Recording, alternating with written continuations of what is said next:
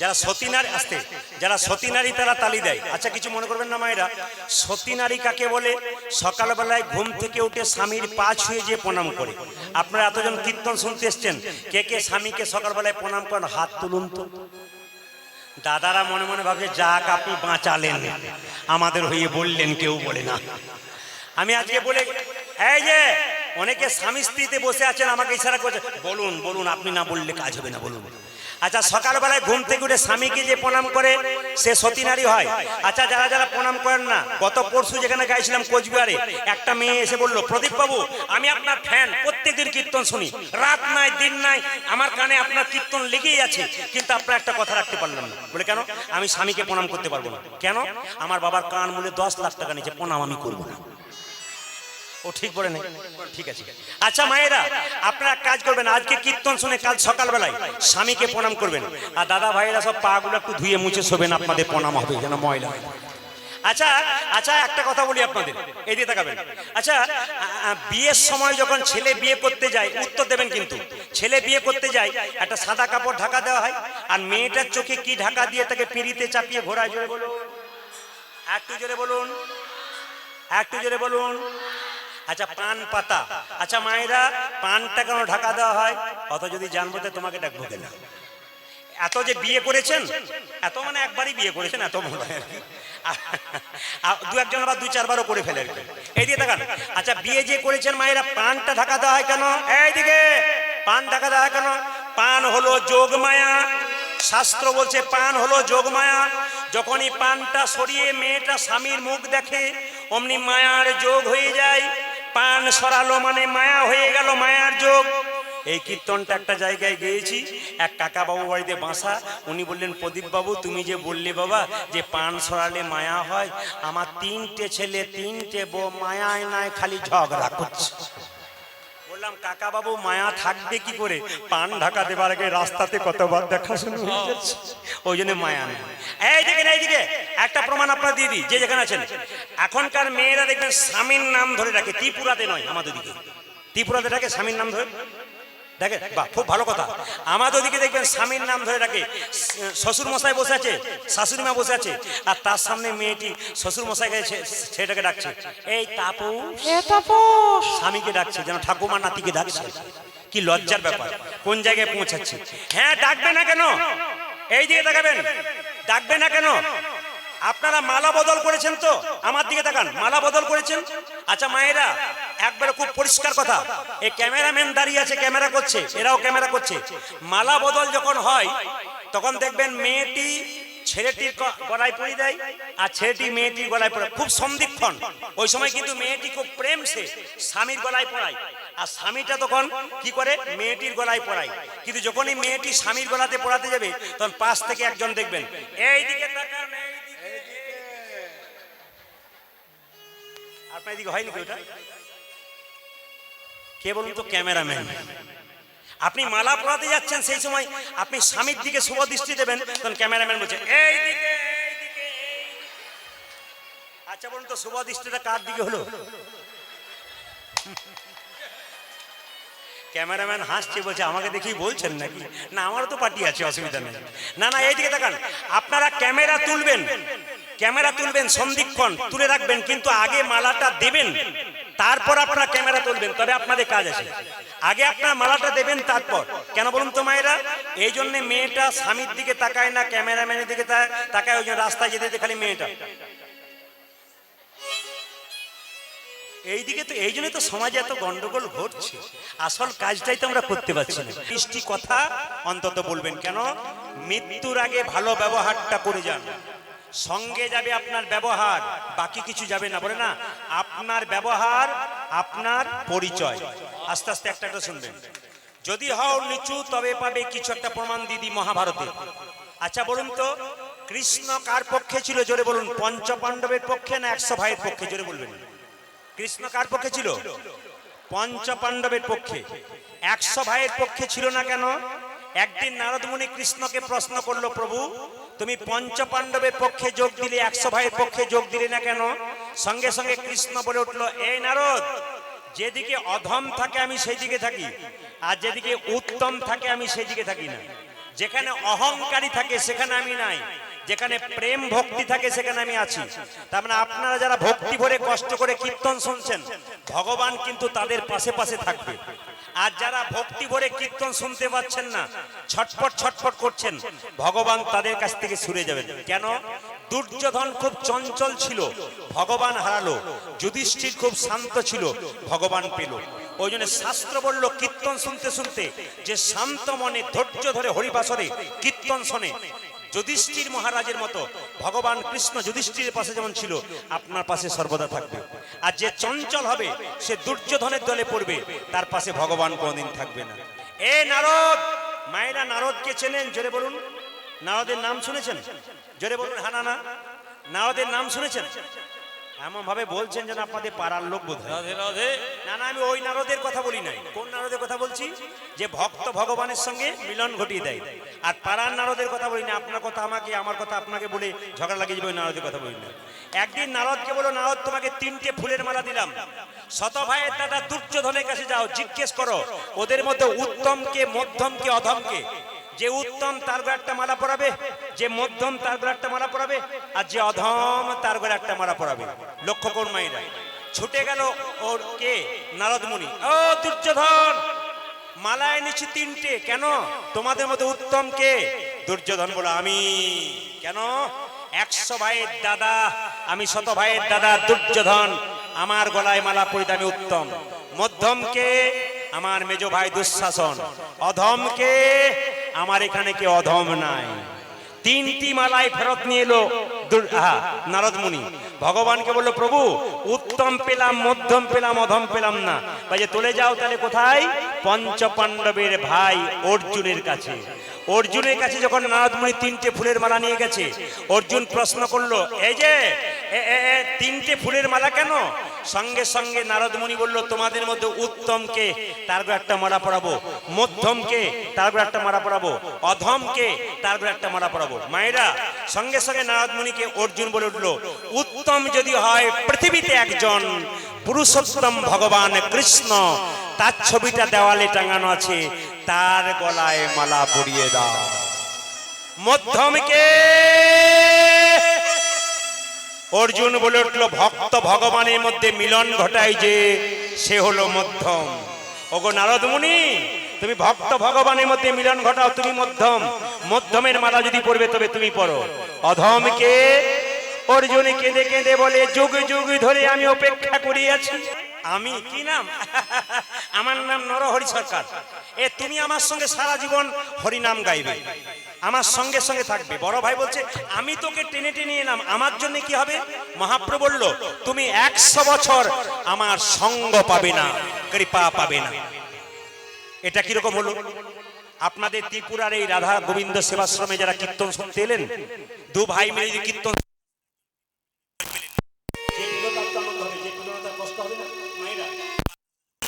যে পাবে তার আনন্দ হবে, যে পাবে না তার কষ্ট হবে না। না না, ভগবানের পরীক্ষা এইটাই। মুকুন্দ সরকার যখন দাঁড়িয়ে আছে তখন বলছে, তোমার ছোট ভাই আমার সঙ্গে থাকবে, সারা জীবন আমার সঙ্গে কীর্তন করবে, আর তুমি আমার 100 জন্ম সঙ্গ পাবে না, কৃপা পাবে না। এই বলে মহাপ্রভু পালিয়ে গেল। সঙ্গে সঙ্গে শ্রীবাস এসে বলছে, কি বাবা তুমি নাচছো কেন? যখনই বলেছে 100 বছর সঙ্গ পাবে না, অমনি মুকুন্দ সরকার নাচতে শুরু করেছে, জয় গৌ জয় গৌ। মুকুন্দ সরকার স্ত্রীর পেটে বাচ্চা এলো। এদিকে এদিকে এদিকে, আপনাদের বাড়িতে বাচ্চা জন্ম নিয়েছে, হাত তুলে বলুন একটা একটা করে। পেটে বাচ্চা থাকলে 3টে নিয়ম পালন করলে কৃষ্ণ ভক্ত সন্তান হয়। বলবো না, বাদ দিয়ে দেবো। এটা অনুকূল ঠাকুরের বাণী, ভালো করে শুনবেন। পেটে বাচ্চা আপনাদের বাড়িতে নাতনির আসুক, বৌমার আসুক, আপনার মেয়ের আসুক, আপনি মাথায় রাখবেন, পেটে বাচ্চা এলে 3টে নিয়ম পালন করলে কৃষ্ণ ভক্ত সন্তান হয়। একটা একটা করে শুনবেন, জীবনে ব্যবহার করবেন, আপনার জীবন সুন্দর হবে।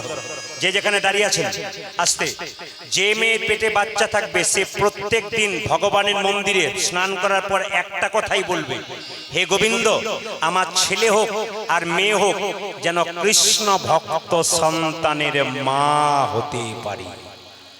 ভগবানের কাছে বারবার আবেদন রাখবেন, তবে তো তিনি আবেদন মঞ্জুর করবেন। আপনি বিপদে পড়বেন তখন ভগবানকে ডাকবেন, ভগবান আপনাকে সাহায্য করবে কেন? ব্যাংকে টাকা জমা দেবেন তবে তো সুদ নেবার জন্য লাইন দেবেন। আর ব্যাংকে টাকা জমা দেবেন না, সুদ নেবার জন্য লাইন দেবেন, দারোয়ান তো লাঠি দিয়ে তেড়ে দেবে। আপনার সঙ্গে ভালো সম্পর্ক থাকবে তবে তো আমি টাকা চাইতে যেতে পারবো। আর সম্পর্ক যদি ভালো না রাখতে পারি, টাকা চাইতে গেলে আপনি দেবেন কেন? যখন বিপদে পড়বেন তখন হে গোবিন্দ বাঁচাও বললে হবে না, আগে থেকে বলে বলে রাখবেন। বিপদে পড়লে আর বাঁচাও বলার দরকার নাই, তিনি নিজে ছুটে আপনাকে বাঁচাবার জন্য আসেন। একটা একটা করে শুনবেন, জীবনে কাজে লাগে। মেয়েদের পেটে বাচ্চা থাকলে কি বললাম? প্রথম নিয়ম, যে মেয়ের পেটে বাচ্চা থাকবে, সবাই শুনে রাখুন, কথাগুলো কানে ঢুকিয়ে নেবেন, ভেতর পর্যন্ত ঢুকিয়ে নেবেন যেন ব্যবহার করতে পারেন। দ্বিতীয় নিয়ম কি? সেই মেয়েটি প্রত্যেকদিন তুলসী গাছে, তুলসী মন্দিরে জল দেবে। মায়েদেরকে বলি, এখানে যারা কীর্তন শুনতে এসছেন দু একটা মায়ের ললাটে তিলক দেখতে পাচ্ছি, কিন্তু আপনারা যারা কীর্তন শুনতে এসছেন তিলক দেখতে পাচ্ছেন না, টিপ দেখতে পাচ্ছি। না না, তিলক নেন নাই বলে যে ক্ষতি করেছেন তা নয়। তিলক নিলেই যে ভক্ত হয় আর মালা পড়লেই যে ভক্ত হয় তা হয় না, আগে নিজের ভেতরটাকে পরিবর্তন করতে হয়। এইদিকে তাকান, যার ভেতর ভালো হয়ে যায় তার মালা নিলে লাভ আছে, আর যার ভেতর ভালো নাই তার মালা নিলেও কোনো লাভ নাই। এই জন্য বলে রাখি, যে যেখানে আছেন মন দিয়ে শুনবেন, একটা একটা করে। তুলসী গোবিন্দকে সোনা পরানোর ইচ্ছা কারো জাগে না? জাগে না? জোরে বলুন হ্যাঁ না না। সবার ইচ্ছা জাগে সোনা পরানো, কারো ক্ষমতা থাকে না, কারো ক্ষমতা থাকে তবু পরায় না। তাহলে শাস্ত্র বলল গোবিন্দকে প্রতিদিন আপনি সোনা পরাতে পারবেন। একটা নিয়ম বলে যাব, এই নিয়মটা করতে পারলে গোবিন্দকে সোনা পরানোর সমান হয়ে যায়। তুলসী গাছের যে মঞ্জুরিটা দেখতে পাচ্ছেন, আপনার তুলসী গাছের যে মঞ্জুরিটা দেখতে পাচ্ছেন, ওই মঞ্জুরিটা কেটে যদি গোবিন্দের মস্তকে প্রতিদিন পরাতে পারেন মুকুটের কাছে, ওটা সোনা পরানোর সমান হয়ে যায়। তুলসী গাছে যখন জল দেবেন, যে গর্তের মধ্যে জলটা দেবেন ওই জলটা যেন উপচে পড়ে না যায়। খুব মাথায় রাখবেন, জলটা সেম সেম দেবেন না, জলটা উপচে যেন পড়ে না যায়, একটু কম জল দেবেন। এইবার বলি মায়েরা, তিলক আপনারা সবাই নিতে পারবেন, একটা উপায় বলে দিই আপনাদের। আপনারা জল দেওয়ার পর তুলসী গাছে, এই দেখুন তাকান, এই আঙুলটার নাম হচ্ছে বৃদ্ধাঙ্গুষ্টি, এই আঙুলটার নাম হলো তর্জনী, এটার নাম হলো মধ্যমা, এটার নাম হলো অনামিকা, এটার নাম কনিষ্ঠা। যে যেখানে আছেন একটু দর্শন করুন, তাকিয়ে তাকিয়ে দেখে নিন, আপনাদের জীবন সুন্দর হবে। এই আঙুলটার নাম বৃদ্ধাঙ্গুষ্টি। এই নিয়মগুলো আপনারা প্রতিদিন করুন, আপনার জীবন সফল হবে। বৃদ্ধাঙ্গুষ্টি, এটা তর্জনী, এটা মধ্যমা, এটা অনামিকা, এটা কনিষ্ঠা। তুলসী গাছে জল দেওয়ার পর প্রত্যেক দিন আপনার বাচ্চাকে যেমন স্নান করানোর পর কি বলেন? খেয়ে নে স্কুলে যেতে হবে, ওটা বলবার আগে বলবেন, খোকা স্নান করেছিস তো? একবার তুলসী গাছে জলটা দিয়ে 3 বার পরিক্রমা করে নাও, 4 বার, ব্যাস। মা আচার শেখাবে, বিচার শেখাবে, তবে বাচ্চা ভালো হবে। বাঘিনী যখন বাচ্চাদের সাঁতার শেখায় তখন বাচ্চাগুলো আগে জলে নামে না, বাঘিনী আগে নেমে যায়। এখন বাচ্চাগুলো দেখে মা যদি জলে নেমে যায়, আমাদের নামতে ক্ষতি কি? আপনি ধর্ম করবেন না, আপনার বাচ্চা ধর্ম করবে কি করে? আপনি ধর্ম করলেন না, আপনার মেয়ের বিবেক তৈরি হলো না, আপনার ছেলের বিবেক তৈরি হলো না। আপনার মেয়েকে আপনি খাটো পোশাক পরালেন দোকান থেকে কিনে এনে, আপনি ধর্ম শিক্ষা দিলেন না। মেয়েটা কলেজে গেল, কিডন্যাপ হলো, সরকারকে দোষ দিলেন, প্রশাসনকে দোষ দিলেন। মেয়ে যখন ফিরে এলো, মেয়ের গালে চর মারলেন, কোথায় গিয়েছিলি? মেয়েটাকে চর মারার আগে নিজের গালে মারুন। আপনার মেয়েকে আপনি খাটো পোশাক পরতে সাহায্য করেছেন, আপনি ধর্মীয় তৈরি করতে পারেন। এই জন্য যারা বাবা হয়েছেন, মা হয়েছেন, কথাগুলো নজর দেবেন, আপনাদের জীবন সুন্দর হবে, আপনার মানুষ তৈরি হয়ে যাবেন। আমাদের হিন্দু সমাজে সনাতন ধর্মের মানুষরা প্রত্যেকটা বাড়িতে একটা করে কৃষ্ণ ভক্ত সন্তান, মেয়ে বা ছেলে জন্ম দেবে যদি এই নিয়মগুলো পালন করতে পারে। এই দিকে তাকাবেন মায়েরা, যে যেখানে আছেন। তুলসী গাছে জল দেবার পর, যে যেখানে আছেন, তুলসী গাছে আপনি জল দেবার পর প্রতিদিন এই আঙ্গুলে করে হরে কৃষ্ণ কৃষ্ণ কৃষ্ণ হরে হরে, হরে রাম রাম রাম হরে হরে বলে এইটা কপালে নেবেন। হরে কৃষ্ণ কৃষ্ণ কৃষ্ণ হরে হরে, হরে রাম রাম রাম হরে হরে। আঙুলটার দিকে তাকান আমার। আচ্ছা, এই আঙুলটা কেন? এই আঙুলটা হলো না কেন? এটা হলো না কেন? এটা হলো না কেন? এটা হলো কেন? এটা হলো কেন? যারা গুরুমন্ত্র নিয়েছেন বলুন তো, গুরুমন্ত্র জপ করবার সময় কোন আঙুলটা ব্যবহার করেন? হাত দেখান, দেখান কোন আঙুলটা ব্যবহার করেন। বাবা একটু দেখিয়ে দিন তো সবাইকে, কোন আঙুলটা ব্যবহার করেন গুরুমন্ত্র জপ করবার সময়? না, গুরুমন্ত্র জপ করবার সময় এই আঙুলটা ব্যবহার হয়, এখান থেকে নাম শুরু হয়। গুরুমন্ত্র যোগ করার সময় এইটা কেন, এটা ভগবানের আঙ্গুল, বিষ্ণুর আঙ্গুল। তুলসী পাতা দেবেন, তুলসী পাতা দেবেন, এই আঙ্গুলটা চাই কিন্তু স্পর্শ হতে, এই আঙ্গুলে হবে না, তুলসী পাতা এই আঙ্গুলে। বাতাসা দেবেন এই আঙ্গুলে, সবাই মাথায় রাখুন, এটা ভগবান কৃষ্ণের আঙ্গুল। আপনি তুলসী মন্দিরে কাঁচা মাটিটা নেবেন, জল দেওয়ার পদে হরে কৃষ্ণ কৃষ্ণ কৃষ্ণ হরে হরে, হরে রাম রাম রাম হরে হরে। এই আঙ্গুলে দেবেন, প্রত্যেক দিন একটা করে ফোঁটা নেবেন, আপনার হাফ তিলক হয়ে গেল। যদি তিলক না নিতে পারেন, জল তিলক করতে পারেন, কেউ না দেখুক, জল তিলক, জল দিয়ে তিলক করে নিলেন, কেউ দেখলো না, আপনার লজ্জার কোনো ব্যাপার নেই। যদি আপনার লজ্জা লাগে, হিন্দুদের সবচাইতে লজ্জার ব্যাপার, তিলক নিয়ে নিলেই পাশের বাড়ির লোকটা বলে, বাবা রে কি বড় ভক্ত হয়ে গেল রে। এইটা আমাদের সবচেয়ে লজ্জার ব্যাপার। অন্যান্য ধর্মীয় মানুষরা ধর্মীয় লোককে সম্মান দেয়, আর আমাদের ধর্মীয় লোক দেখলেই দেখবেন সবচেয়ে লজ্জার ব্যাপার হয়ে যায়। এই জন্য আপনাদের কাছে নিবেদন, যে যেখানে আছেন, বাচ্চা যখন পেটে থাকবে মা তুলসী গাছে জল দেবেন। আর তৃতীয় নিয়ম হচ্ছে শ্রীমদ্ ভাগবত গীতার 2-4 লাইন করে পড়বেন। যদি পড়তে না পারেন তাহলে অন্তত মাথায় ঠেকাবেন।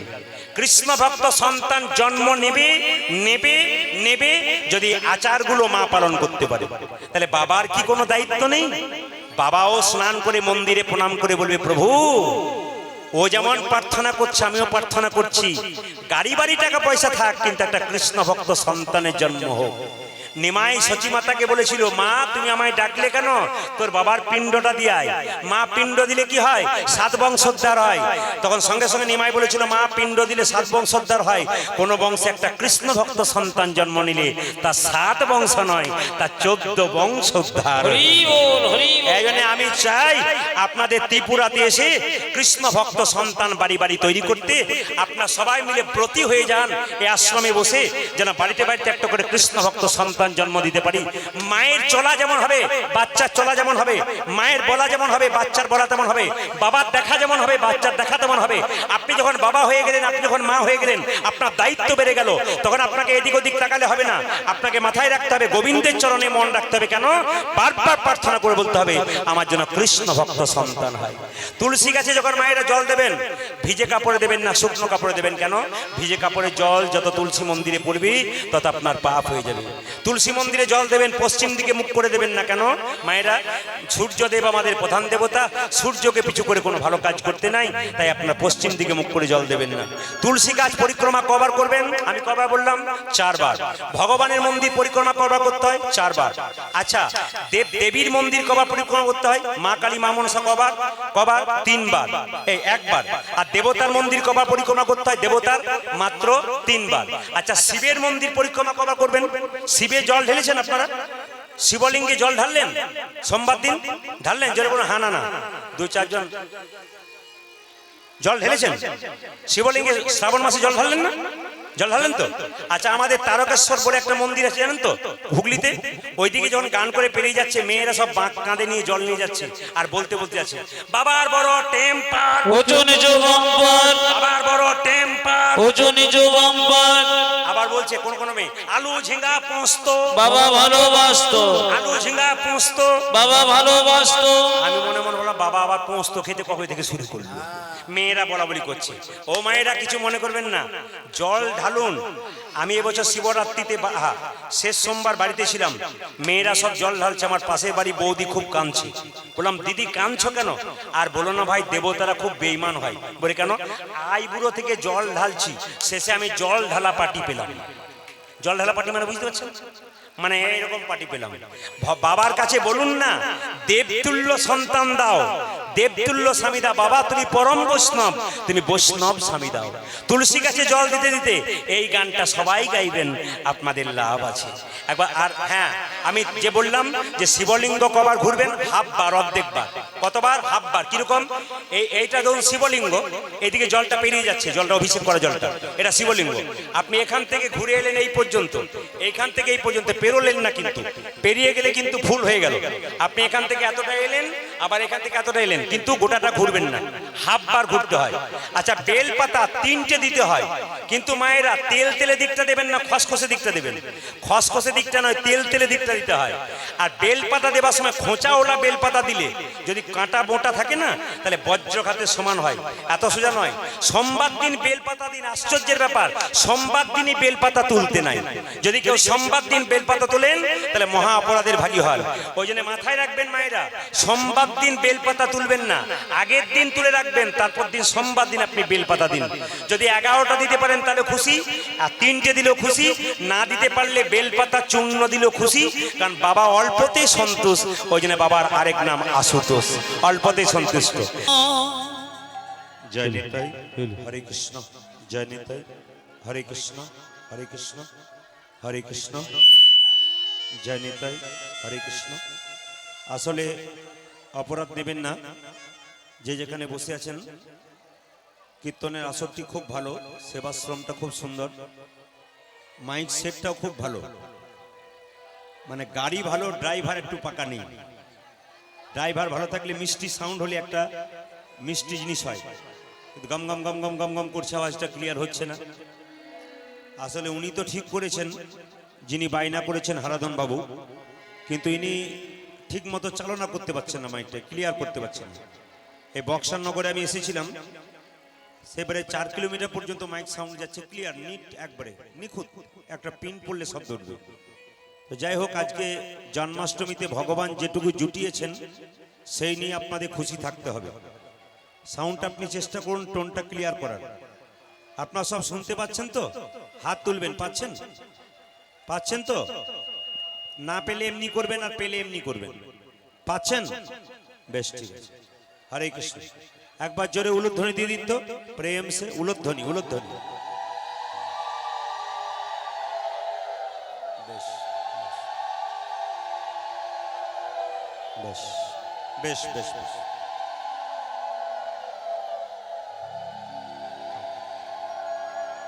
বেশ বেশ বেশ। আপনাদের উলুধ্বনি একবার দিতে বললে আর শুরু হলে শেষ হয় না, আর আমাদের ওদিকে দিতে বললে একজন বলে আর একজনের দিকে তাকায়, ও দিচ্ছে কি না দিচ্ছে তারপর আমি দেবো। তবে সব চাইতে দুঃখ লাগছে একটাই, মায়েরা এত চাপের মধ্যে আছে, চাপা পড়ে গেলে অসুবিধা হতে পারে। আসলে জায়গাটা, আশ্রমটা একটু ছোট, কিন্তু ভক্তের প্রচুর চাপ।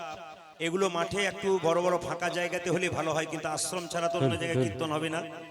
হারাধন বাবু এবং বিষ্ণুপ্রিয়া দেবী যিনি আছেন আপনাদের এই এলাকাতে, যিনি আশ্রমটা প্রতিষ্ঠা করেছেন, আর কৃষ্ণের কৃপা হয়েছে আপনাদের এই রাধা গোবিন্দ সেবাশ্রমে আপনারা আসতে পেরেছেন। আশ্রমে আসার 3টে লাভ আছে। আশ্রমে আশ্রমে আসার জন্য 3টে লাভ আছে। আশ্রমের আ মানে কি? আহার পাওয়া, এখানে এলে আহার পাওয়া যায়।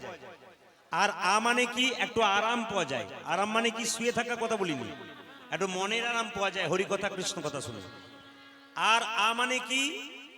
আরাম, আহার আর আশ্রয় পাওয়া যায়। এ হচ্ছে আশ্রম। এই প্রকৃত আশ্রমে যে মেয়েটি আমাকে বায়না করেছে আপনাদের সামনে আছে, রিমা সেন, আমাদের বীরভূমেরই পাশে একটু দূরেই, নদিয়া, মানে আমরা সব লাগালাগি আর কি। তো ওরই ভালোবাসার স্বার্থে, ভক্তির স্বার্থে আমরা এখানে এসেছি। বাবার কৃপাতে, বাবার জন্য টানে উনি টেনে এনেছেন। তো আজকের এই হরিবাসরে ভগবান শ্রীকৃষ্ণের জন্মাষ্টমী উৎসব উপলক্ষে কীর্তন। আচ্ছা মায়েরা, ছেলেদের জন্মোৎসব পালন করেন, তাহলে কৃষ্ণের জন্মোৎসব পালন করবেন, হ্যাঁ কি না? জোরে বলুন, হ্যাঁ কি না? বাংলা বুঝতে পারছেন তো? বলছে শ্রীকৃষ্ণের জন্মাষ্টমী পালন করবেন কি না? আচ্ছা, কৃষ্ণ জন্ম নিয়েছিল কটায়? সন্ধে 6টায় না সকাল 6টায়? জোরে বলুন, কটায় জন্ম নিয়েছিল? অনেকে অনেকের মুখ দিকে তাকাচ্ছে, তুই বল, ও বলছে তুই বল। কিন্তু জেনে নিন, কৃষ্ণের জন্ম হয়েছিল রাত্রি 12টার সময়। যারা জানে 12টা তারা তাকাতাকি করছে, আবার কি বলছে রে বাবা। ভগবান কৃষ্ণের জন্ম হয়েছিল 12টার সময়। যারা প্রকৃত জন্মাষ্টমী পালন করবেন তারা গতদিন নিরামিষ খেয়েছেন, আজকে সারাদিন একেবারে জল শরবত খাবে না যারা প্রকৃত করবে। আর যদি জল শরবত আপনার না খেলে কষ্ট হচ্ছে, তাহলে ভগবানের চরণে প্রণাম জানিয়ে বলবেন, প্রভু আমি আর পারলাম না, শরীর চাইছে না, কৃপা করে আমাকে জল শরবত খাওয়ার অনুমতি তুমি দাও। এটা খেয়েও আপনারা 12টার সময়ে কৃষ্ণের পুজো করবেন, এই নিয়ম। তা কৃষ্ণকে স্নান করাবেন কি দিয়ে? আজকে রাত্রি 12টায় কি দিয়ে স্নান করাবেন? আপনি দুধ দিয়ে স্নান করাতে পারেন, দই দিয়ে স্নান করতে পারেন, ঘি দিয়ে স্নান করাতে পারেন, আপনি গঙ্গা জল দিয়ে স্নান করাতে পারেন, চন্দন মাখাতে পারেন, 56 ভোগ দিতে পারেন, 108 ভোগ দিতে পারেন। তুলসী দিতে যেন না ভোলেন, তুলসী দেবেন অবশ্যই। যদি আপনার 56 ভোগ বা 108 ভোগ দেবার ক্ষমতা না থাকে, তবে আপনি মিঠাই মিছরি যদি ভগবানকে দেন ভক্তি ভরে, ভগবান সেইটাই দেখে গ্রহণ করে। আসলে ভগবান বলে, কে কি দিল আমি দেখি না, ভক্তি ভরে দিল কিনা আমি সেইটাই দেখি। ভক্তি যার কৃষ্ণ তার, সর্বশাস্ত্রে কয় ভক্তি না থাকলে কৃষ্ণ দেখিলেই কি বা হয়। আসুন আজকে মহাপ্রভুর সম্পর্কে একটু আপনাদের সামনে বলবো। মহাপ্রভুকে ডাকতে গেলে আসতে অদ্বৈত প্রভু গঙ্গা জলে তুলসী পত্র দিয়ে মহাপ্রভুকে আহ্বান করলেন। আমি বাবাদেরকে প্রশ্ন করব না, মায়েদেরকে বলবো। মায়েরা একটু বুঝে বলবেন, ধীরে মায়ের একটু বুঝে বলবেন, উল্লুটা বন্ধ করুন, একটু বুঝে বলবেন। আপনার হাত তুলে বলবেন, কৃষ্ণের জন্ম আপনাদের এই ত্রিপুরার আগরতলার কোন নার্সিংহোমে হয়েছিল একটু বলতে পারবেন? কৃষ্ণের জন্ম আগরতলার কোন নার্সিংহোমে হয়েছিল? হয়নি? তাহলে কোথায় হয়েছিল? জেলখানা, সংশোধনাগার, কারাগারে জন্ম হয়েছিল। জেনে নিন, কৃষ্ণ যখন জন্ম নেয় নাই তখন কারাগার অন্ধকার ছিল, আর কৃষ্ণ যখন জন্ম নিল তখন কারাগার আলো হয়ে গেল। এ দেহের মধ্যে, ভাই মাইক ঠিক করুন, নাইলে আপনার মাইকে গান করা খুব কঠিন ব্যাপার। আপনি একটা এত বড় আসর চালাবেন, মাথায় নিয়ে এসছেন, এরকম করবেন কেন? জয় নিতাই। লক্ষ্য করুন, আমাদের প্রত্যেকের শরীরে, টোন বাড়ান, আমাদের প্রত্যেকের শরীরে একটা করে কারাগার আছে। কারাগারটার নাম কি? হৃদয় কারাগার। যিনি কৃষ্ণ কথা হরি কথা শোনেন তার হৃদয় কারাগার আলোকিত হয়ে যায়। আর যিনি হরিনাম কোনোদিন শোনেন না, টিভি সিরিয়ালে মুখ দিয়ে থাকে, এদের হৃদয় কারাগার চিরকাল অন্ধকার হয়ে। এই জন্যে মায়েরা জেনে নিন, মহাপ্রভু যখন জন্ম নিল, ভগবানকে ডাকবেন কেন, ভগবানের নাম করবেন কেন, ভগবানের নাম শুনবেন কেন, যুক্তিগুলো দেখুন। একটা বাচ্চা জন্ম নেবে, কি খাবে একথা কে ভেবেছে? আচ্ছা, বাচ্চা জন্ম নেবার পরে কি আপনারা ল্যাকটোজেন, ন্যাস্টোজেন, হরলিক্স কিনে দিন? জোরে বলুন। বাচ্চা জন্ম নেবার পর কিনে দিন। তাহলে বাচ্চা জন্ম নিয়ে কি খাবে? তার জন্য মায়ের স্তনদুগ্ধ দিয়ে ভগবান এমন মধুভাণ্ড দিয়েছে যা পৃথিবীর আর কোথাও নাই। মায়ের দুধটা খুব গরম নয় যাতে বাচ্চা জিভ পুড়ে যাবে, মায়ের দুধটা খুব টক নয় যাতে বাচ্চার অম্বল হয়ে যাবে, মায়ের দুধটা খুব মিষ্টি নয় যাতে বাচ্চা সুগার হয়ে যাবে, মায়ের দুধটা খুব ঠান্ডা নয় যাতে বাচ্চা সর্দি লেগে যাবে। গাছের মধ্যে দিলেন ফল, নদীর মধ্যে দিলেন জল, তিনি আমাদের জন্য এত কিছু করলেন, আমরা তার জন্য কি করলাম? এই বিচার বোধ যার আছে তিনি, এগুলো বাজছে না কিন্তু আমাদের কানে আসছে, মনিটর গুলো বাজছেই না। হরে কৃষ্ণ।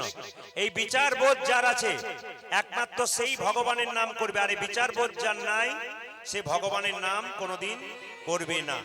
এইবার দেখে নিন মায়েরা, যে যেখানে বসে আছেন, ভগবানের নাম কীর্তন করতে গেলে একটা কথা মাথায় রাখবেন, ভগবানকে যদি দিতে পারেন আপনি, তবে তুলসী পাতা কাছে না থাকলে মন তুলসী গোবিন্দের চরণে দাও। গঙ্গা জল যদি সামনে না থাকে তবে দুটো নয়নের জল গোবিন্দের চরণে দাও। যদি চন্দন কিনবার পয়সা না থাকে তবে ভক্তি চন্দন গোবিন্দের চরণে দাও। মহাপ্রভু যখন জন্ম নিলেন মায়েরা, এত সুন্দর দেখতে, আকাশের চাঁদ যেন মাটিতে নামলো, গায়ের রংটা কাঁচা সোনার মতো। আপনাদের এই ত্রিপুরার এই পথ দিয়ে যদি আপনি পেরিয়ে যাচ্ছেন, এই রাস্তা দিয়ে, এখন যদি দেখেন যে একটা বাচ্চা ছেলে সুন্দর দেখতে রাস্তায় খেলা করছে, মায়েদের ইচ্ছা হবে না একবার কোলে নিতে? সবার ইচ্ছা হয়। আচ্ছা, কোলে নিয়ে আদর করবেন। মহাপ্রভু এত সুন্দর দেখতে, পাড়ার মেয়েরা গঙ্গায় জল আনতে গেলে একবার কোলে নিত। ছেলে এত দুষ্ট, যার কোলে চাপতো তার কোলেই কাঁদতো। সঙ্গে সঙ্গে মেয়েরা চিৎকার করে বলতো, এ এ এ সচিমাতা, এত সুন্দর ছেলের জন্ম দিলি, কোলে নিতে ইচ্ছা করে কিন্তু কোলে নিলে কান্নাকাটি করে। আচ্ছা, কি করলে কান্না বন্ধ হবে একটু বল দেখিনি? তখন সচিমাতা বলতো, আমার ছেলেকে লজেন্স বিস্কুট দিলে কান্না বন্ধ হবে না, আমার ছেলের কানে কৃষ্ণ নাম শুনিয়ে দাও, দেখবে আমার ছেলের কান্না বন্ধ হয়ে যাবে। তাহলে মহাপ্রভু যে ভগবান তার প্রমাণ দিয়ে দিয়েছেন। নিমাইকে কোলে নিয়ে পাড়ার মেয়েরা বলতো, বল নিমাই কি? অনেকে প্রশ্ন করবেন, গুরু করতে হবে? আস্তে, গুরু মানে কি? গু মানে অন্ধকার, রু মানে আলো। যিনি অন্ধকার থেকে আমাদের আলোর পথে নিয়ে যান তিনি হচ্ছেন গুরু। জেনে নিন, এই যে খোল বাজাচ্ছে এরা দুজন, এদের গুরু আছে। আমি কীর্তন করছি, আমার গুরু আছে। এরা পেছনে যা যা যন্ত্র বাজাচ্ছে সবার গুরু আছে। গুরু নইলে জীবন সফল হয় না। কেন বলুন তো? মেয়েদের মনে বা ছেলেদের মনে কোনো দুঃখ থাকলে কারো সামনে বলবেন না। যদি পাড়া প্রতিবেশীকে বলবেন, আপনার দুঃখটা আরো 5 জনকে বলে ছড়িয়ে দেবে। যদি মনের মধ্যে কোনো দুঃখ থাকে তবে 2 জায়গায় বলুন, এক গুরু চরণে, এক গোবিন্দের চরণে। গুরুর তো বাবার মতো, বাবার কাছে মনের কথা খুলে বলবেন, সে কাউকে বলবে না, আপনার সমস্যা সমাধান করবে, সে হলো গুরু। আর যদি গুরুকে কাছে না পান, ভগবান কৃষ্ণের চরণ তলে বসে একটু কেঁদে কেঁদে বলবেন, দেখবেন কৃষ্ণ কৃপাময় কৃপা করবে। ওই জন্য পাড়ার কাউকে বলবেন না, গুরুকে বলবেন আর গোবিন্দকে বলবেন। কিছু মনে করবেন না বাবা, গুরুর সঙ্গে শিষ্যের সম্পর্ক ছেলে কিংবা মেয়ে এবং বাবা। কিন্তু আজকালকার যুগে যেটুকু আমি শুনতে পাচ্ছি বিভিন্ন জায়গায়, গুরু যদি মেয়েকে নিজের অন্যরকম করে ভাবে, এমন এমন জায়গা আছে যে গুরুদেব নিজের যাকে মেয়েরা বাবা বলে ডাকছে তার সঙ্গে খারাপ ব্যবহার করছে। এরকম গুরুকে আপনারা ত্যাগ করুন। যে ডাক্তার আপনার চিকিৎসা করতে পারছে না, বারবার আপনাকে খালি রোগের ওষুধ দিয়ে যাচ্ছে, আপনি তাড়াতাড়ি ডাক্তার পাল্টান। ঠিক সেরকম গুরু যদি আপনার ভালো না হয়, আপনি যদি সেই গুরুর কাছে গিয়ে শান্তি পাচ্ছেন না, সেই গুরুর মধ্যে লোভ দেখতে পাচ্ছেন, কামনা বাসনা দেখতে পাচ্ছেন, আপনি সঙ্গে সঙ্গে সেই গুরুকে ত্যাগ করুন। এমন গুরু আছে দেখবেন, বলে তোর হাতে আমি জল খাবো না। আপনাকে গুরু মন্ত্র দিয়ে পবিত্র করেছে, আবার বলছে যে তোর হাতে আমি জল খাবো না। কিছু মনে করবেন না। সেই গুরুকে মেয়েটা জিজ্ঞেস করছে, বাবা তাহলে যদি মিনারেলস ওয়াটার দোকান থেকে কিনে দিই তাহলে খাবেন? বলে হ্যাঁ, ওটা খেতে পারি। আচ্ছা বলুন তো বাবা, মিনারেলস ওয়াটারটা যে দোকান থেকে তৈরি হয়েছে, যে তৈরি মানে জলটা ভরেছে, সে কি ভালো কাপড়ে পড়েছে? সে কোন জাতের লোক ছিল আপনি কি করে জানবেন? ওই জলটা খেতে পারে, আর ভক্ত পবিত্রভাবে জলটা দেবে, তখন খাবার সময় বলে তোর হাতে আমি জল খাবো না, আমি তোর হাতে খাই না, আমার হাতে খাবো। আবার দেখবেন অনেক গুরু আছেন আপনার সামনে বলে তোর হাতে আমি রান্না খাবো না, আমি নিজে রান্না করে খাবো, আমাকে চাল ডাল দে। কিছু মনে করবেন না। সে যদি বলে গ্যাস সিলিন্ডারটা এনে দে, আমি নিজে রান্না করব। যে গ্যাস সিলিন্ডারটা আপনি এনে দিলেন, ওটা 4 তারিখে যার বাড়িতে ছিল সেখানে মাছ মাংস রান্না হয় নাই, আপনি কি করে জানবেন? তখন গুরুদেব বলছে এক কাজ কর না। বলে কি? একটু গঙ্গা জল ছিটিয়ে দিই, পবিত্র হয়ে যাবে। শিষ্য বলছে কেন? আমি যদি গঙ্গা জল ছিটিয়ে নিই তাহলে আমি রান্না করলে কি ক্ষতি আছে? সবচাইতে লজ্জার ব্যাপার এইটাই। গুরু যদি করবেন বেছে বেছে যাকে তাকে গুরু করবেন না। মায়েরা, মন্দিরে যতই আপেল কলা লেবু নিয়ে যান, যদি আপনার দেহ পবিত্র না হয়, গুরু মন্ত্র না নেন, তবে আপনার গোবিন্দ কোনদিন কৃপা করবে না, গোবিন্দ সেবা নেবে না। এই জন্য গুরু মন্ত্র নিয়ে দেহটাকে পবিত্র করুন। যে যেখানে বসে আছেন, আপনাদের কাছে আমার বান বেদন রইল, যদি কেউ গুরু না করেছেন এখন থেকে গুরু করুন, দেখবেন জীবন পবিত্র হবে। গুরু করা মানে কি? আপনার জীবনটাকে সুন্দর করে দেওয়া। আপনার জীবনে সমস্যা আসবে, ওনার কাছে বলবেন, উনি সমস্যার সমাধান করবেন, ইনি হচ্ছেন গুরু। আপনার জীবনের পথটাকে সুন্দরভাবে চালানোর জন্য একজন দরকার, তিনি গুরু। আপনি তো চাকরি পাচ্ছেন, তার জন্য মাস্টারের দরকার, কিন্তু আপনাকে জীবনটাকে সুন্দর করার জন্য একজন দরকার, তার নাম হচ্ছে গুরু। এই জন্য গুরু আপনারা করবেন। রামকৃষ্ণ দেব বললেন গুরু হচ্ছে 2 প্রকার, একটা ঢোড়া গুরু, একটা জাত গুরু। যারা রামকৃষ্ণ দেবের চরিত্র পড়েছেন তারা জানেন যে রামকৃষ্ণ দেব একটা ভাগ্নে ছিল, তার নাম হচ্ছে ঋতু। ঋতু মানে হৃদয় হৃদয় বলে ডাকতো, এ ঋতু কি মামা, আমার পায়খানা পেয়েছি, চল একবার পায়খানা করে আসি। তাই নাকি? এখন যেমন অ্যাটাচ বাথরুম হয়েছে বাড়িতে, তখন তো অ্যাটাচ বাথরুম ছিল না। রামকৃষ্ণদেব ঝোপে পায়খানা যেত অন্ধকারে। ঋতু, কি মামা? এই জলের গাড়ুটা নিয়ে তো আমি আগে আগে যাই, তুই যাই। পেছন পেছন চল। রামকৃষ্ণদেব আগে আগে যাচ্ছে আর তার ভাগ্নে ঋতু পেছন পেছন যাচ্ছে। হঠাৎ দেখছি অন্ধকার জঙ্গলের মধ্যে শব্দ হচ্ছে, প্যাক প্যাক প্যাক। তার মানে কি? ও মামা, কি রে? এই জঙ্গলের ভেতরে প্যাক প্যাক কি করছে? বলে সাপে ব্যাং ধরেছে। তখন ঋতু বলছে একবার দেখলে হয় না? বলে ওদের কাজ ওরা করুক, আমাদের কাজ আমাদের করতে চল। রামকৃষ্ণদেব যখন 1 ঘন্টা পর পায়খানা থেকে ফিরছে, তখন দেখছে আবার ওই একই শব্দ, প্যাক প্যাক প্যাক। ও মামা, কি রে?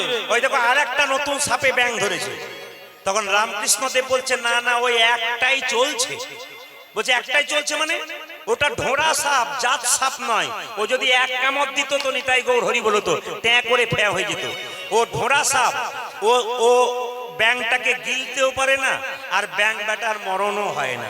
দুজনেরই জ্বালা, কিছু মনে করবেন না। গুরু যদি পাকা করেন, জাত গুরু করেন, ওই যে মন্ত্র দেবে, হৃদয় মন শান্তি হয়ে যাবে। আজকে আমি পশ্চিম বাংলা থেকে এলাম, মানে সারা রাত্রিতে জেগে, একবারে পুরো রাত্রি জেগে আবার রাত্রি জেগে যাব। কাল আবার কলকাতায় গান আছে। বাড়ি কিন্তু আমার কলকাতায় নয়, আমার বীরভূম জেলা শান্তিনিকেতন, বোলপুর জানেন তো? ওই শান্তিনিকেতনের কাছাকাছি। তা আপনাদের কাছে একটু নিবেদন রইল, যে যেখানে বসে আছেন, একটি প্রশ্ন কিন্তু আপনাদের সামনে করব। যদি আজকে উত্তর দিতে পারেন, তাহলে আমি কথা দিলাম একটা পুরস্কার আপনাদের দিয়ে যাব। প্রশ্নটা বলবো না, ছেড়ে দেবো। আর একবার বায়না করবেন, তারপর বলবো, আজকেই বলবো। আচ্ছা, প্রশ্ন হচ্ছে আমার নয়, এক রাজা প্রশ্ন করেছে, যদি কেউ উত্তর দিতে পারে তাহলে আমি রাজত্ব দিয়ে তাকে চলে যাব। প্রশ্নটা কি জানেন? ভগবান কোথায় থাকে? যদি কেউ বলতে পারেন তাহলে রাজা রাজত্ব দিয়ে বৃন্দাবনে চলে যাবে। আপনারা হাত তুলে একজন বলুন, ভগবান কোথায় থাকে? হ্যাঁ হ্যাঁ হ্যাঁ হ্যাঁ হ্যাঁ। আস্তে দাঁড়ান দাঁড়ান দাঁড়ান। আপনারা কেমন উত্তর দিলেন আমি দেখিয়ে দিই। একজন উত্তর দিচ্ছে ভগবান কোথায় থাকে, আবার একজন বলছে ভগবান কোথায় থাকে, আবার একজন ভগবান কোথায় থাকে, মানে সব দিকে আছে। আমি দেখতে পাচ্ছি ইশারাগুলো। তো দেখুন, রাজা মন্ত্রীকে বলল ঢোল বাজিয়ে, মন্ত্রী এ ঢোল বাজিয়ে খবরটা দাও। আরে জবর খবর, জবর খবর, জবর খবর, জবর খবর। রাজার মনে একটা প্রশ্ন জেগেছে, যদি কেউ উত্তর দিতে পারে রাজত্ব পেয়ে যাবে।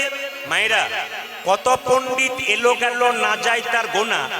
রাজার যেমন প্রশ্ন তেমনি রইল, উত্তর কিন্তু ঠিক হলো না। মানে পড়াশোনা জানা লোক এলো প্রচুর, কিন্তু উত্তর, আস্তে মন দিয়ে শুনবেন, পড়াশোনা জানা এলো কত লোক, কত পণ্ডিত এলো গেল, না যায় তার গোনা। রাজার যেমন প্রশ্ন তেমনি রইল, উত্তর কিন্তু হলো না। এখন মন্ত্রী গালে হাত দিয়ে রাজার কাছে যাচ্ছে রাজবাড়িতে, উত্তর পেল না বলে, সঠিক উত্তর পেল না বলে, যে যেমন পাচ্ছে উত্তর দিচ্ছে। তখন একটা ছেলে একটা পোড়া রুটি খাচ্ছে ছেঁড়া কাপড় পরে। সে জিজ্ঞেস করলো, ও মন্ত্রী, এর রাজবাড়িতে ভোজ হচ্ছে নাকি? বলে কেন? এত এত লোকের আসা যাওয়া, তাহলে আমি খেতাম। সঙ্গে সঙ্গে মন্ত্রী বলল, রাজার হলো মনের জ্বালা, এ বেটার পেটের জ্বালা, শুধু খাবে খাবে। পেট ভরে খাবি যদি একটা প্রশ্নের উত্তর দিবি। ছেলে বলল, প্রশ্নটা বলো। মন্ত্রী বলল, কত পণ্ডিত পারলো না, তুই পারবি কি করে? বলছে, যেখানে দেখিবে ছাই উড়াইয়া দেখো, তাই পাইলেও পাইতে পারো অমূল্য রতন। বলা তো যায় না, হতেও পারে। তুই স্কুলে পড়েছিস না? আমি পড়ি নাই। তাহলে পারবি কি করে? বলে, আমি পারবো, চেষ্টা করব। প্রশ্নটা বলো, ভগবান কোথায় থাকে? ছেলে বলল, বাবা, এর মতো সহজ উত্তর আর আছে? ভগবান কোথায় থাকে আমি এখনই বলে দেবো। বলে, এখন বলার দরকার নয়, রাজার কাছে গিয়ে বলবি। ছেলে বলল, তাহলে চলো, আমাকে রাজবাড়িতে নিয়ে চলো। মায়েরা, ছেলেটা খাচ্ছিল কি? একটা পোড়া রুটি, আর পরেছিল কি? ছেঁড়া জামা কাপড়। এখন ছেঁড়া জামা কাপড় পরে, পোড়া রুটি পরে, পোড়া রুটি হাতে নিয়ে যখন রাজবাড়িতে গিয়ে, ওখানে কি হচ্ছে? ওই পেছনে, ওই যে ওইখানটায়। ওটা পছন্দ নয় আমার। ওখানটা কি হচ্ছে? বের করতে, বের করো, বের করো, এই যে ওখানে, ওখানে বের করো, বের করো। ওই যে ওইখানটায়। না না, ওখানে নয়, রাজার বাড়ি। মানে রাজার বাড়িতে ঢুকে গেছে সেই ছেঁড়া ছেঁড়া জামা কাপড় পরে, পোড়া রুটি নিয়ে। ও কি বলছে আপনাদের বলা? অনেকে তাকাচ্ছে। কে আছিস? ওকে ঘাট ধরে। ছেলে প্রশ্ন করলো, রাজা মশাই আমাকে বের করতে বলছেন কেন? রাজবাড়িতে ঢুকেছিস আর পোড়া রুটি আর ছেঁড়া কাপড়, ভালো কাপড় পরে আসতে পারিসনি? ভদ্রলোক হতে পারিসনি? ছেলে বলল রাজামশাই একটা প্রশ্ন করব, ছোট মুখে বড় কথা।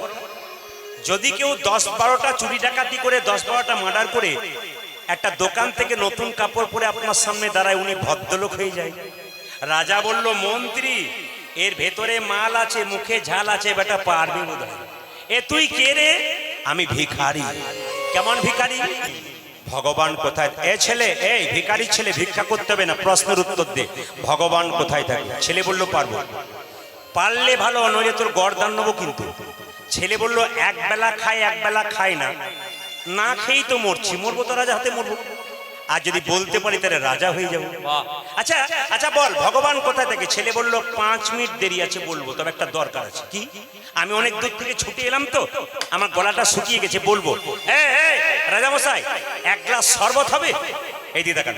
রাজা বলল কে আছিস, এক গ্লাস শরবত নিয়ে তো, একটু লেবু দিয়ে দিবি। শরবতটা যেই না ছেলেটা হাতে দিয়েছে, অমনি ছেলে জিজ্ঞেস করছে রাজামশাই এটা শরবত? হ্যাঁ। তাহলে চিনি কই? মায়েরা শরবত তৈরি করার পর চিনি দেখতে পান? জোরে বলুন হ্যাঁ না না, জোরে বলবেন। শরবত তৈরি করার পর চিনি দেখতে পান? আর ছেলে কেমন পেঁচালো, ছেলে দেখুন রাজাকে বলছে এটা যদি শরবত তাহলে চিনি কই? রাজা বলছে এই জন্য তুই ভিখারি নইলে প্রফেসর হতে পারতিস। আরে জলের মধ্যে চিনি আছে, খালি চোখে দেখা যায় না, চুমুক দিলে বোঝা যায় চিনি আছে। ছেলে বলল রাজামশাই এই গ্লাসটার মধ্যে আপনার প্রশ্নের উত্তর আছে। বলে কেন? বলছে জলের মধ্যে চিনি আছে, তা যেমন খালি চোখে দেখা যায় না, চুমুক দিলে বোঝা যায়, বিশ্ব ব্রহ্মাণ্ডের মধ্যে ভগবান চিনির মতো মিশে আছে। যে ভক্ত ভক্তির চুমুক দেয় একমাত্র ভগবান। তার মানে কি? ভক্তি যার কৃষ্ণ তার, সর্বশাস্ত্রে কয়। আর ভক্তি না থাকিলে কৃষ্ণ দেখিলেই কি বা হয়। মায়েরা এই মন্দিরে রাধা কৃষ্ণকে আপনি দেখছেন, যদি তাকে মনে হয় পাথরের মূর্তি তাহলে ভুল করছেন। উনাদের মধ্যে জীবন আছে, আপনি কোথায় কি করছেন কি না অন্তর্যামী ভগবানের আরেক নাম। আপনি কোন ভাব নিয়ে কীর্তন শুনছেন সেটা প্রদীপ পাল বুঝতে পারুক না পারুক, ভগবান কিন্তু আপনার অন্তরের ভেতরে ঢুকে আছেন, ওনার নাম অন্তর্যামী। আপনি কীর্তন শুনতে শুনতে কার কথা ভাবছেন, কোথাকার কথা ভাবছেন, এটা প্রদীপ পাল বুঝতে পারছে না, কিন্তু একজন বুঝতে পারছে। এই জন্য ভগবান বললেন যখনই হরিবাসরে বসবে, যখনই হরিনাম শুনবে, শাস্ত্র বলল মান মানা ভাবা, তোমার মনটা আমাকে দিয়ে দাও, আর কিচ্ছু দরকার নেই। তুমি কটা আপেল দিলে লেবু দিলে ওদিকে আমি তাকাবো না, তোমার মনটা আমাকে দিয়েছো কিনা। এই জন্য হরিবাসরে আপনারা বসে আছেন, নিজেদের মনগুলো অন্যদিকে দেবেন না, নিজেদের চোখগুলো অন্যদিকে তাকাবেন না, মনটা ভগবানকে দিয়ে দিন, ব্যাস। ভগবান বলছে যে আমাকে মন দিয়ে দেয় আমি তাকে সব দিয়ে দিই। কোথা আপেল দিল না কলা দিল ওদিকে আমি তাকাবো না, আমাকে মনটা দিল কিনা তাই দেখবো। তাই আসুন আজকে সবাই মিলে হাততালি দিয়ে গানটা গাইতে গাইতে আমরা লীলাতে প্রবেশ করব। একটা সুন্দর লীলা, আজকে প্রসাদ পাবেন সবাই একসঙ্গে হাততালি দিয়ে দিয়ে। মহাপ্রভুর বাণী কি বললেন? 10-5 সবে মিলে দাঁড়েতে বসিয়া কীর্তন করহ সবে হাতে তালি দিয়া। আমাদের হিন্দুদের কোনো ধর্মীয় স্কুল নাই। মহাপ্রভু বললেন যেখানে হরিনাম হবে সেখানে সবাই বাচ্চা বুড়ো সবাই আসবেন, বুঝুন আর না বুঝুন আপনার তালি দেবেন। মায়েরা জ্বর হলে দেখবেন জিভটা তেতো লাগে না মিষ্টি লাগে? জোরে বলুন। জ্বর হলে জিভ তেতো লাগে না মিষ্টি লাগে? তেতো লাগে। আচ্ছা জ্বর হলে যখন জিভ তেতো লাগে বারবার মিষ্টি খেলে দেখবেন আস্তে আস্তে তেতো দূর হয়, একবার মিষ্টি খেলে দূর হয় না। ওই জন্য হরিনাম যাদের ভালো লাগে না তারা চুপচাপ বারবার বসবে, বারবার বলবে, দেখবে এক সময় তার ভগবানের প্রতি মন চলে যাবে। এই জন্য হরিবাসরে আসতে হয়, বাচ্চা বুড়ো স্বামী স্ত্রী সবাই মিলে একসঙ্গে বসে কীর্তন শুনতে হয়। শান্তি বাড়িতে নাই, শান্তি এখানে আছে। তাই সবাই মিলে হাততালি দিয়ে আমার সঙ্গে গানটা গান, সবাই মিলে একসঙ্গে। হরি হরয়ে নম কৃষ্ণ নব কৃষ্ণ। আজকে জন্মাষ্টমীর দিন সবাই মিলে কীর্তন করুন, কারণ আজকে নিয়ম হচ্ছে সারাটা দিন সারাটা রাত্রি ভগবানের নামের সঙ্গে থাকলে সারা বছর আপনার ভালো যাবে। মানে স্বয়ং ভগবান যিনি জগতের প্রতি, তার নামের কাছে যদি বসতে পারেন, তালি দিতে পারেন, সারা বছর আপনার মঙ্গল হবে। শুধু তাই নয়, আমি কীর্তনে আসলে প্রত্যেক জায়গায় যাই, ছেলেদের চাইতে মেয়েদের সংখ্যা বেশি হয় প্রতিটি জায়গাতে। এই নিয়ম কেন বলুন তো? মেয়েরাই পারে ঘরের শান্তি ফিরিয়ে আনতে। কেন? আপনাদের কাছে বাচ্চা আচার শিখবে, বাবার কাছ থেকে বিচার শিখবে। তাই আপনারা সবাই মিলে হাততালি দিয়ে গানটা গাইবেন। যারা পারবেন তারা গাইতে পারবেন, যারা না পারবেন তারা হাততালি দেবেন। ছেলে ঘুম থেকে উঠছে না, কি বলবেন? বন্ধু বন্ধুকে দেখলে কি বলবেন? বান্ধবী বান্ধবী দেখলে কি বলবেন? ভক্ত ভক্তকে দেখলে কি বলবেন? স্বামীর সঙ্গে ঝগড়া হলে কি বলবেন? দেখবেন ঝগড়া থাকবে না, খালি রাধে রাধে। না, কাল থেকে যেন শুনতে পাই, যে যাকে দেখবেন রাধে রাধে বলবেন। তবে যারা বৃন্দাবনে গেছেন, যারা ইতিপূর্বে যাবেন, শাস্ত্র কি বলল? বৃন্দাবনে চটি জুতো পরে কেউ যাবেন না। হরে কৃষ্ণ। বৃন্দাবন যদি যান চটি জুতো পরে যাবেন না। প্রশ্ন কেন? না, বৃন্দাবনে কৃষ্ণ 11 বছর 56 দিন ছিল, তিনি চটি জুতো পরে নাই। তাহলে যে বৃন্দাবনের মাটিতে গোবিন্দের চরণ ধুলি মিশে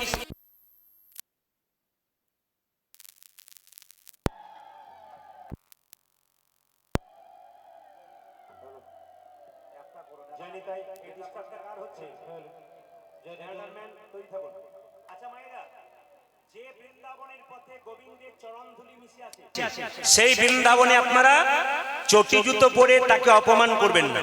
দ্বিতীয়, বৃন্দাবনে গিয়ে আপনারা কেউ চুল দাড়ি কাটবেন না। দাদা ভাইরা, যদি কোনদিন বৃন্দাবনে বেড়াতে যান 10 দিন কি 12 দিন চুল দাড়ি কাটবেন না। কেন? কৃষ্ণ 11 বছর 56 দিন ছিল, দাড়ি তো হয় নাই, চুল কাটে নাই, তাই ওখানে গিয়ে চুল দাড়ি কাটবেন না। তৃতীয়, ওইখানে বৃন্দাবনে কৃষ্ণ বাঁকে বিহারী মাত্র 11 বছর 56 দিন। ওখানে কৃষ্ণ খুব আনন্দতে ছিল, রাজার ছেলে তো, ওখানে গিয়ে কেউ কাঁদবেন না। যদি ওখানে গিয়ে কৃষ্ণের কাছে কেউ কাঁদেন, কৃষ্ণ খুব কষ্ট পায়। ওই জন্য বৃন্দাবনে গেলে কৃষ্ণের জন্য কেউ কাঁদবেন না মন্দিরে গিয়ে। দ্বিতীয় কথা হচ্ছে আপনি চটি জুতো পরে যাবেন না। আর তৃতীয় কথা হচ্ছে ওখানে গেলে আপনি চুল দাড়ি কাটবেন না। খালি দেখবেন যে রিক্সা চালায় সে রাধে রাধে বলছে, বেল নাই। যে সাইকেল চালায় রাধে রাধে বলছে, বেল নাই। তাই সবাই মিলে চলুন রাধারানীর নাম করতে করতে বৃন্দাবনে পৌঁছায়।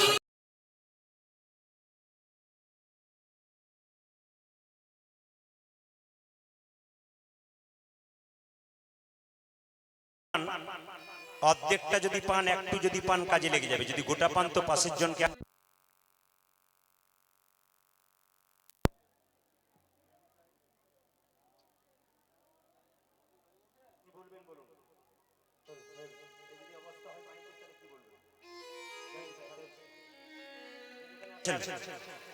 এই জন্য আমি বারবার বলি, আমি যখন বাইনা হয় তখন সবাইকে বলে দিই, ভাই খাবার দেবার দরকার নাই, শোবার জায়গা দেবার দরকার নেই। এই জায়গাটা মায়েদের যদি উনানে গ্যাস ভালো না থাকে, রান্না ভালো হয়? যেটা বলুন হ্যাঁ না, এটা আমাদের উনান।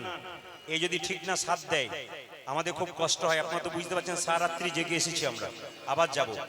হরে কৃষ্ণ। এইদিকে যে যেখানে আছেন, আজকে কীর্তনের শেষে আপনারা এই প্রসাদটা নিয়ে যাবেন। প্রসাদটার নিয়ম আপনাদের বলে দিই, যে যেখানে আছেন প্রসাদটা ওইদিকে সাউন্ড বন্ধ হয়ে গেছে, শুনতে পাচ্ছেন না। প্রসাদটা আপনার কীর্তনের শেষে কাপড়ে কোণে বেঁধে নিয়ে যাবেন মায়েরা। দাদা ভাইরা পকেটের ভেতরে নিয়ে যাবেন।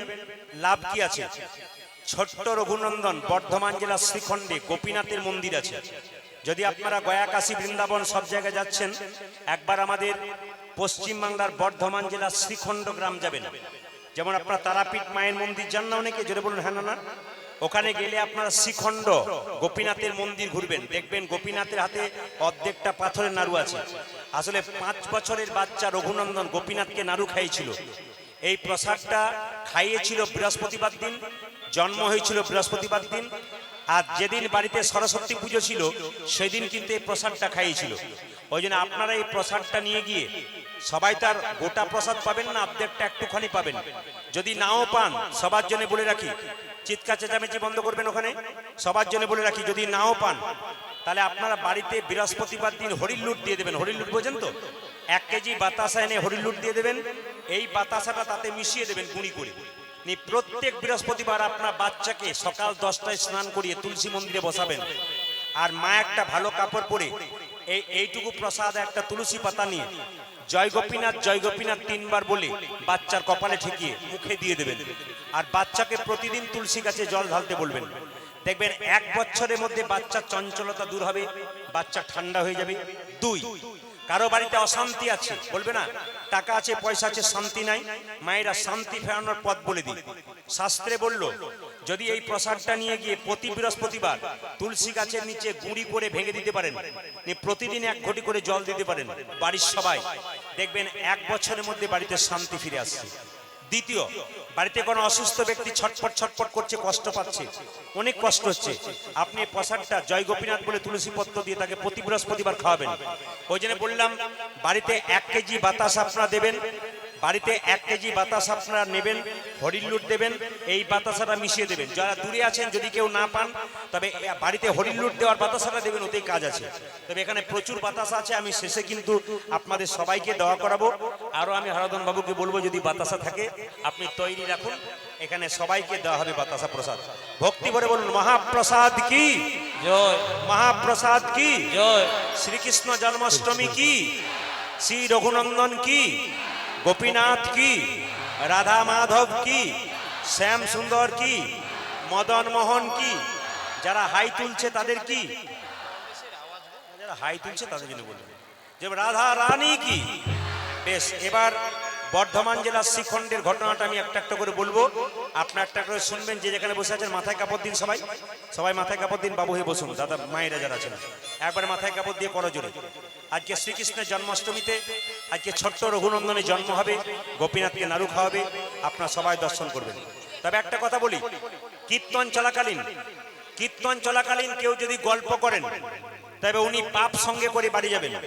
আর কীর্তন চলাকালীন কে গল্প করছে ওদিকে নজর না দিয়ে মন দিয়ে কীর্তন শুনবেন, উনি আজকে জন্মাষ্টমীর দিনে পুণ্য সঞ্চয় করে বাড়ি যাবেন। এবার আপনারা কোনটা নেবেন সেটা আপনাদের হাতে তুলে দিলাম, আপনার ভক্তি ভরে বসবেন, দাদা ভাইরা একটু বাবু হয়ে বসবেন। আজকে আসুন, বর্ধমান জেলার শ্রীখণ্ড গ্রামে দু ভাই, বড় ভাইয়ের নাম মুকুন্দ, ছোট ভাইয়ের নাম নরহরি। মুকুন্দ সরকার চিকিৎসা করতে ভালোবাসে, আর তার ভাই তার সঙ্গে কম্পাউন্ডারি করে। একদিন ছোট ভাই বড় ভাইকে বলছে, দাদা, বলে কি, চলো না একবার নবদ্বীপের সেবাসঙ্গনে মহাপ্রভুকে দেখে আসি। তখন বড় ভাই মুকুন্দ ছোটকে বলছে, তুই যেতে পারবি? তখনকার দিনে তো বাস ট্রেনে যোগাযোগ ছিল না, তখন হেঁটে যেতে হতো। বলছে যেতে পারবি, পা ফুলে যাবে। এখন 1 কিলোমিটার রাস্তা মানুষ হাঁটে না, সাইকেল, মোটরসাইকেল, টোটো, অটো ধরে যায়। আর তখনকার দিনে দেখবেন এই সেই এত কিলোমিটার রাস্তা হেঁটে হেঁটে যেত। কেন? কৃষ্ণ নাম করতে করতে চলে যেত, শরীর মন দুই ভালো থাকতো। ওই জন্য মায়েরা, যদি কোনোদিন বিপদে পড়েন, রাস্তাঘাটে গাড়ি ঘোড়া না পান, আপনি রাস্তা দিয়ে হাঁটুন আর কৃষ্ণ নাম করতে করতে হাঁটুন। চোরের ভয় থাকবে না, ডাকাতের ভয় থাকবে না, আপনার শরীরে কোনো ব্যথা বেদনা ক্লান্ত থাকবে না, আপনি হরি নাম করতে করতে চলে যাবেন। মুকুন্দা নরহরি সেই শ্রীখণ্ড বর্ধমান থেকে ছুটলো কোথায়? নবদ্বীপের সেবাসঙ্গনে কীর্তন গাইতে গাইতে মহাপ্রভুর কৃপা পাবার জন্য। এ ভাই, তাহলে চল আমরা দুজনে মিলে যাই। মায়েরা সবাই লক্ষ্য করুন, আপনারা চলুন সবাই মিলে। মুকুন্দ যাচ্ছে আগে আগে, আর তার ভাই নরহরি যাচ্ছে পেছন পেছন। কি গাইতে গাইতে যাচ্ছে? কৃষ্ণ কেশব কৃষ্ণ কেশব কৃষ্ণ কেশব তাহি নাম, রাম রাঘব রাম রাঘব রাম রাঘব লক্ষ্মণ। হরে কৃষ্ণ কৃষ্ণ কৃষ্ণ হরে হরে, হরে রাম রাম রাম হরে হরে। কৃষ্ণ কেশব কৃষ্ণ কেশব কৃষ্ণ কেশব তাহি নাম, রাম রাঘব রাম রাঘব রাম রাঘব লক্ষ্মণ। হরে কৃষ্ণ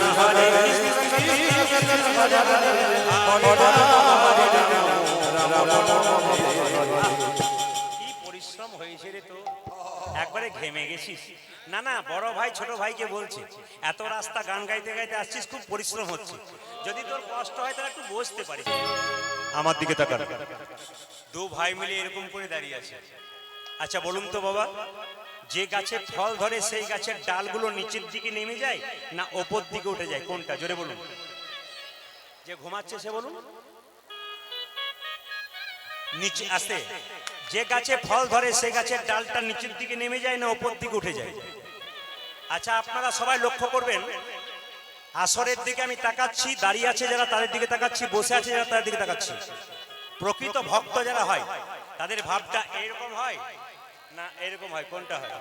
জোরে বলুন। ভক্ত যারা হয় তাদের ভাবটি নত হয়। কেন?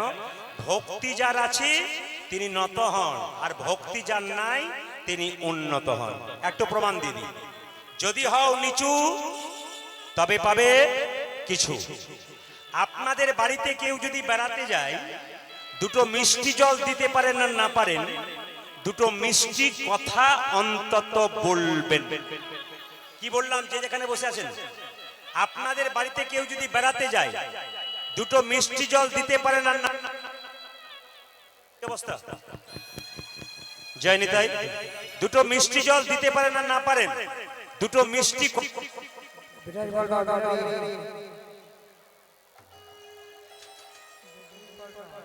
আপনাদেরকে, কারো ভেতরে যদি অহংকার জন্মে যায় তবে সে শেষ হয়ে গেল। যার মধ্যে প্রেম জন্মে যায় সে ভগবানকে পেল। আর কীর্তন শুনতে শুনতে যার ভেতরে অহং জমে গেল সে শেষ হয়ে গেল। একটা সোনার কলসি যত টাকায় দাম হোক, একজনের কাছে মাথা নিচু করতে হয়। কার কাছে বলুন তো? জ্বলে বলুন, কেউ বলতে পারলে খুশি হব। একটা সোনার কলসি যত টাকায় দাম হোক, একজনের কাছে মাথা নিচু করতে হয়, কার কাছে? একটা গ্লাসের কাছে। আপনি কয়েকশো টাকার মাল, কয়েকশো কোটি টাকার মালিক হতে পারেন, কিন্তু ভগবানের চরণে যদি মাথা নত না করতে পারেন, তবে আপনার জীবনটার কোনো দাম রইবে না। জেনে রাখুন মায়েরা, মুকুন্দ সরকারের চিকিৎসা করতে করতে অহংকার ভেঙে গেল। যখনই বেড়ে গেল, তখন ভগবান দেখলো অহংকার সহ্য করতে পারি না, চিকিৎসা করে অহংকার হয়ে গেল, আমি চিকিৎসা করছি। কিন্তু মহাপ্রভুর কৃপাতে চিকিৎসা পেলে ভুলেই গেল। দেখবেন যখন কেউ গাড়ি বাড়ি টাকা পয়সা পায় ভগবানের নাম করতে করতে, যখন অনেক হয়ে যায় তখন ভগবানকে সে ভুলে যায়। ভগবান তখন বলে, দিয়ে ধন দেখে মন কেড়ে নিতে কতক্ষণ, তোকে অনেক দিলাম, তারপর দেখবো তুই কতখানি নিতে পারিস। স্ত্রীর শরীরে কঠিন রোগ দিয়ে দিল, তার স্ত্রী ছটফট ছটফট করছে। একদিন স্বামী কি, রাত্রিবেলায় মহাপ্রভু মুকুন্দকে বলে, মুকুন্দ আমি যা ভেবেছিলাম তাই হয়েছে, সারা বাংলা চিকিৎসা করতে করতে তোর ভেতরে অহংকার হয়ে গেছে। মুকুন্দ সরকার কেঁদে কেঁদে বলল, প্রভু আমি ক্ষুদ্র জীব, কখন আমার অহংকার হয় আমি জানি না, আমার অহংকারের পতন ঘটা, অপরাধ নেবেন না। যদি কারো মনে একটু অহংকার জন্মে যায়, ভগবানের মন্দিরে প্রণাম করে বলুন, প্রভু আমার যেটুকু অহংকার হয়েছে তুমি অহংকারের পতন ঘটিয়ে দাও।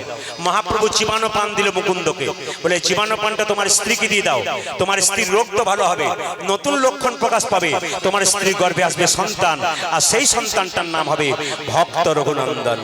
মুকুন্দ সরকার চিবানো পানটা নিয়ে যাচ্ছে, আর যেতে যেতে গাইছে, হ্যাঁ যে যেখানে বসে আছেন, কৃষ্ণের তিনটে জায়গা বাঁকা। আমার দিকে তাকান, একটু কারো জানা আছে? একবার সুন্দর তত্ত্বগুলো জানবেন। যারা বাবারা কীর্তন শুনছেন, বহুদিন মায়েরা শুনছেন, আমি ভেঙে ভেঙে বুঝিয়ে দিচ্ছি। কৃষ্ণের তিনটে জায়গা বাঁকা। আমার দিকে তাকান, আমার দিকে তাকান, কৃষ্ণের তিনটে জায়গা বাঁকা। আমার দিকে তাকান, এই যে এই যে এই যে এই যে এই যে, একটু সরে উজ্জ্বল একটা এদিকে বসে যাও, দেখতে পাচ্ছেন অনেকে, আস্তে এইদিকে মায়েরা, কৃষ্ণের এইদিকে এদিকে, কৃষ্ণের তিনটে জায়গা বাঁকা। একটা কি পা, একটা পি, একটা কি, একটা কি কোমর, আর একটা কি, জোরে বলুন, আবার আমার সঙ্গে সঙ্গে বলতে হবে, একটা কি, একটা কি, আর একটা কি। এবার আপনাদের জানতে হবে তিনটে জায়গা বাঁকা হলো কেন। আজকের তত্ত্বটা ভালো করে শুনে নিন। সিঁদুরের জন্ম কোথা থেকে হলো, এর থেকে বেরোবে। শ্বেত চন্দনের গাছ কোথা থেকে হলো, আর রক্ত চন্দনের গাছ কোথা থেকে হলো, একটু জেনে নিন। কৃষ্ণ রাধাকে ছেড়ে বিরজার কুঞ্জে লীলা করছে। শ্রীদামকে বলছে, শ্রীদাম এইদিকে দাঁড়িয়ে থাক, কেউ এলে কিন্তু ঢুকতে দিবি না। শ্রীদাম দাঁড়িয়ে আছে। আচ্ছা মায়েরা, মা কালীকে মা বলেছেন, মা মনসাকে মা বলেছেন, মা দুর্গাকে মা বলেছেন, জোরে বলুন রাধাকে মা বলেছেন, জোরে বলবেন রাধাকে মা বলেছেন। আমি আরো জোরে শুনতে, রাধাকে মা বলেছেন। আপনাদের কারো জানা আছে রাধাকে কেন মা বলা হয় না? আজকে জেনে নিন। শ্রীদাম দাঁড়িয়ে আছে, রাধারানী ছুটে এলো, এই শ্রীদাম দরজা ছাড়। ছাড়বো না কেন? কৃষ্ণ ভেতরে বিরজার সঙ্গে লীলা করছে, দরজা ছাড়। রাধারানী রেগে গেছে, দরজা ছাড়। শ্রীরাম বলছে, না ছাড়বো না, যদি না ছাড়বি তবে জোর করে। যেই না রাধারানী ঢুকতে গেল মা, শ্রীদাম তাকে কি করলো, আছাড় মেরে মাটিতে ফেলে দিল। শ্রীদাম তুই আমার সঙ্গে দৈত্যের মতো আচরণ করলি, তোকে আমি অভিশাপ দিলাম, তোর যেন দৈত্য কুলে জন্ম হয়। শ্রীদাম তোর যেন দৈত্য কুলে জন্ম,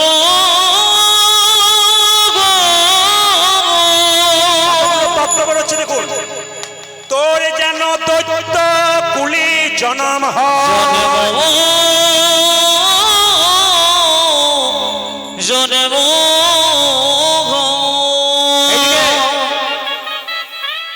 শ্রীদাম হলো শঙ্খচূড় দৈত্য। আচ্ছা বলুন তো, তুলসীর স্বামীর নাম কি? একটু জোরে বলুন, তুলসীর স্বামীর নাম কি? শঙ্খচূড় দৈত্য। আপনাদের মনে প্রশ্ন জাগে না? ধীরে, তুলসীর স্বামীর নাম দৈত্য হলো কোন শঙ্খচূড় দৈত্য? আসলে তুলসী কিন্তু মনে মনে গণেশকে বিবাহের প্রস্তাব দিয়েছিল। একদিন গণেশকে বলেই ফেলেছিল, আমি তোমায় ভালোবাসি, আমি তোমায় বিয়ে করতে চাই। গণেশ লক্ষ্মী ছেলে, অভিশাপ দিল, আমাকে বারবার বিয়ের প্রস্তাব দিচ্ছ, অভিশাপ দিলাম তোমার দৈত্য স্বামী হোক। গণেশের অভিশাপে তুলসীর দৈত্য স্বামী হলো। তুলসী বলল, সব পুজোতে যাব, তোমার পুজোতে যাব না।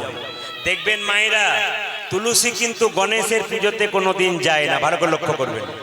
এই সময় শ্রীরাম বলল, রাধে তুমি যখন অভিশাপ দিলে আমার দৈত্যকুলে জন্ম হোক, তোমাকে অভিশাপ দিলাম আজ থেকে পৃথিবীতে কেউ তোমাকে কোনোদিন মা বলে ডাকবে না, কোনদিন মা বলে ডাকবে না। কাল সকালে যদি কেউ জিজ্ঞেস করে রাধাকে মা বলা হয় না, এই যে কাল সকালে যদি কেউ জিজ্ঞেস করে রাধাকে কেন মা বলে ডাকা হয় না, সঙ্গে সঙ্গে বলবেন শ্রীরামের অভিশাপ থেকে। শ্রীরাম তারপর যে অভিশাপটা দিল, রাধানি সোজা হয়ে দাঁড়ালো না। রাধে আমি দৈত্যকুলে জন্ম নেবো মানে কৃষ্ণকে ভুলে থাকবো, আমি তোমাকে অভিশাপ দিলাম যে কৃষ্ণের জন্য কাঙ্গালিনী হয়ে ছুটে এলে সেই কৃষ্ণকে তুমি 100 বৎসরের জন্য হারাবে। কৃষ্ণ রাধাকে ছেড়ে 100 বছর মথুরায় গিয়েছিল না বাবা, বৃন্দাবন ছেড়ে মথুরায় গিয়েছিল না, অভিশাপ। এইবার লক্ষ্য করুন যে যেখানে আছেন, মায়েরা মৌর পুচ্ছটা ভগবান নিল কেন তাকিয়ে দেখুন। রাধা যখন জোর করে ভেতরে ঢুকে গেল, বিরজার সঙ্গে কৃষ্ণ লীলা করছিল, বিরজা জলের রূপ ধারণ করলো, জল জল ভয়ে, কেন যদি রাধা কিছু বলে, জলের রূপ ধারণ করলো। আর কৃষ্ণ কি করলো, একটা কালো সাপের রূপ ধারণ করলো, জলের মধ্যে কৃষ্ণ সাপ রূপে খেলা করছে। রাধারানী বলল, দাঁড়াও, একটু তাড়াতাড়ি আসবেন, খুব তাড়াতাড়ি, একটা ভালো জিনিস হচ্ছে, এই সময় একবার বাধা নয়, কেউ পয়সা দিতে আসবেন না, আমি বারবার নিবেদন করলাম কীর্তনের শেষে দেবেন। হরে কৃষ্ণ। আচ্ছা, ভালো ভালো ভালো জিনিস হচ্ছে। মায়েরা যে যেখানে ছিলাম, কোথায় ছিলাম বলুন তো? তাহলে বিরজা কিসের রূপ ধারণ করলো মায়েরা, জোরে বলুন? নদী, নদী জলের রূপ ধারণ করলো। আর কৃষ্ণ কি রূপ ধারণ করলো, জোরে বলুন? কি রূপ ধারণ করলো? সাপ। সঙ্গে সঙ্গে বলে উঠলো, ওরে বিরজা, রাধা বলল, তুই যখন জল হয়ে হলি, জল হয়ে গেলি, নদী হয়ে গেলি, তুই জল হয়েই থাক। বিরজা কেঁদে কেঁদে বলল, রাধে গো, ওগো রাধে গো, অভিশাপ দিলে যদি নদী হয়ে জন্মে নেব, জন্ম নেব। কীর্তন চলাকালীন আপনারা কেউ আসবেন না পয়সা দিতে, কীর্তনে ডিস্টার্ব হয়। কীর্তন চলাকালীন কেউ আসবেন না পয়সা দিতে, বারবার কীর্তনে কষ্ট হয়। আমি যেখানে ছিলাম সেই জায়গাটা একটা একটা করে বলে দিই, মন দিয়ে শোনেন মায়েরা। তুমি নদী হয়ে যাবে, তোমার নাম হবে যমুনা। বলছে, ওগো রাধে আমি অন্যায় করে ফেলেছি, কিছু একটা ব্যবস্থা করো। তুমি যমুনা হবে, তোমার তীরে নীরে গোবিন্দ খেলা করবে, লীলা করবে। আর যেদিন আমরা রাধা গোবিন্দ দুজনে ওই যমুনাতে নৌকা বিহার করব, মানে নৌকা বিলাস করব, সেই দিন যুগল রূপে দর্শন দেবো, সেই দিন তুমি উদ্ধার হয়ে যাবে। এইবার মায়েরা বিরজাকে তো উদ্ধার করলো, সাপ রূপে কৃষ্ণ জলে খেলা করছে, তখন রাধারানী মৌর রূপ ওই সাপটাকে মুখের মধ্যে চাপ করে ধরেছিল। এই যে তাকান, আপনার যে যেখানে আছেন, যদি কারো প্রয়োজন হয় যাবেন, ঠিক কথা, কিন্তু কীর্তনে আসরে কেউ আসবেন না, বারবার বলে দিলাম। এই তাকান, সাপ রূপে, এদিকে তাকান, কৃষ্ণকে ময়ূর সাপ রূপে ধরেছে মায়েরা। এদিকে কৃষ্ণকে ময়ূর সাপ রূপে, এই কৃষ্ণকে ময়ূর, কৃষ্ণ রাধারানী ময়ূর ধারণ করে সাপটাকে ধরেছে, মানে কৃষ্ণকে ধরেছে। এইদিকে সঙ্গে সঙ্গে কৃষ্ণ কি করলো জানেন, সাপ আকারে আছে জানতে দেয় নাই, ময়ূর 3 আছাড় মারলো, 1 2 3। প্রথমবারে তার পায়ে ধাক্কা লাগলো, পা বেঁকে গেল। দ্বিতীয়বারে কোমরে ধাক্কা লাগলো, কোমর বেঁকে গেল। তৃতীয়বারে ঘাড়ে ধাক্কা লাগলো, ঘাড় ভেঙে গেল। ভগবানের 3 জায়গা বাঁকা হয়ে গেল। এইবার রাধারানী বলল, কৃষ্ণ তুমি যে আমার কাছে হেরে গেলে তার প্রমাণ স্বরূপ কি করবে না, আমার পুচ্ছটা তুমি মাথায় রাখবে, জগৎকে শিক্ষা দেবে যে আমি তোমার কাছে হেরে গেলাম। এইবার মায়েরা, সাপকে যে ময়ূর ধরেছিল মুখটা, 3 ফোঁটা রক্ত পড়েছিল এক কামড়ে। ময়ূর যখন কামড় দিয়েছিল 3 ফোঁটা রক্ত বেরিয়েছিল। 1 ফোঁটা রক্ততে সাত্ত্বিক গাছ, 1 ফোঁটা রক্ততে তামসিক গাছ, আর 1 ফোঁটা রক্ততে রাজসিক গাছ। রাজসিক গাছটা কি বলুন তো? এই দিকে তাকান। সাত্ত্বিক গাছটা কি হলো? শ্বেত চন্দন রূপে জন্ম নিল। এই শ্বেত চন্দন গোবিন্দ সেবায় লাগলো, আর তামসিক গাছ মানে রক্ত চন্দন রূপে জন্ম নিল, মা কালীর সেবায় লাগলো।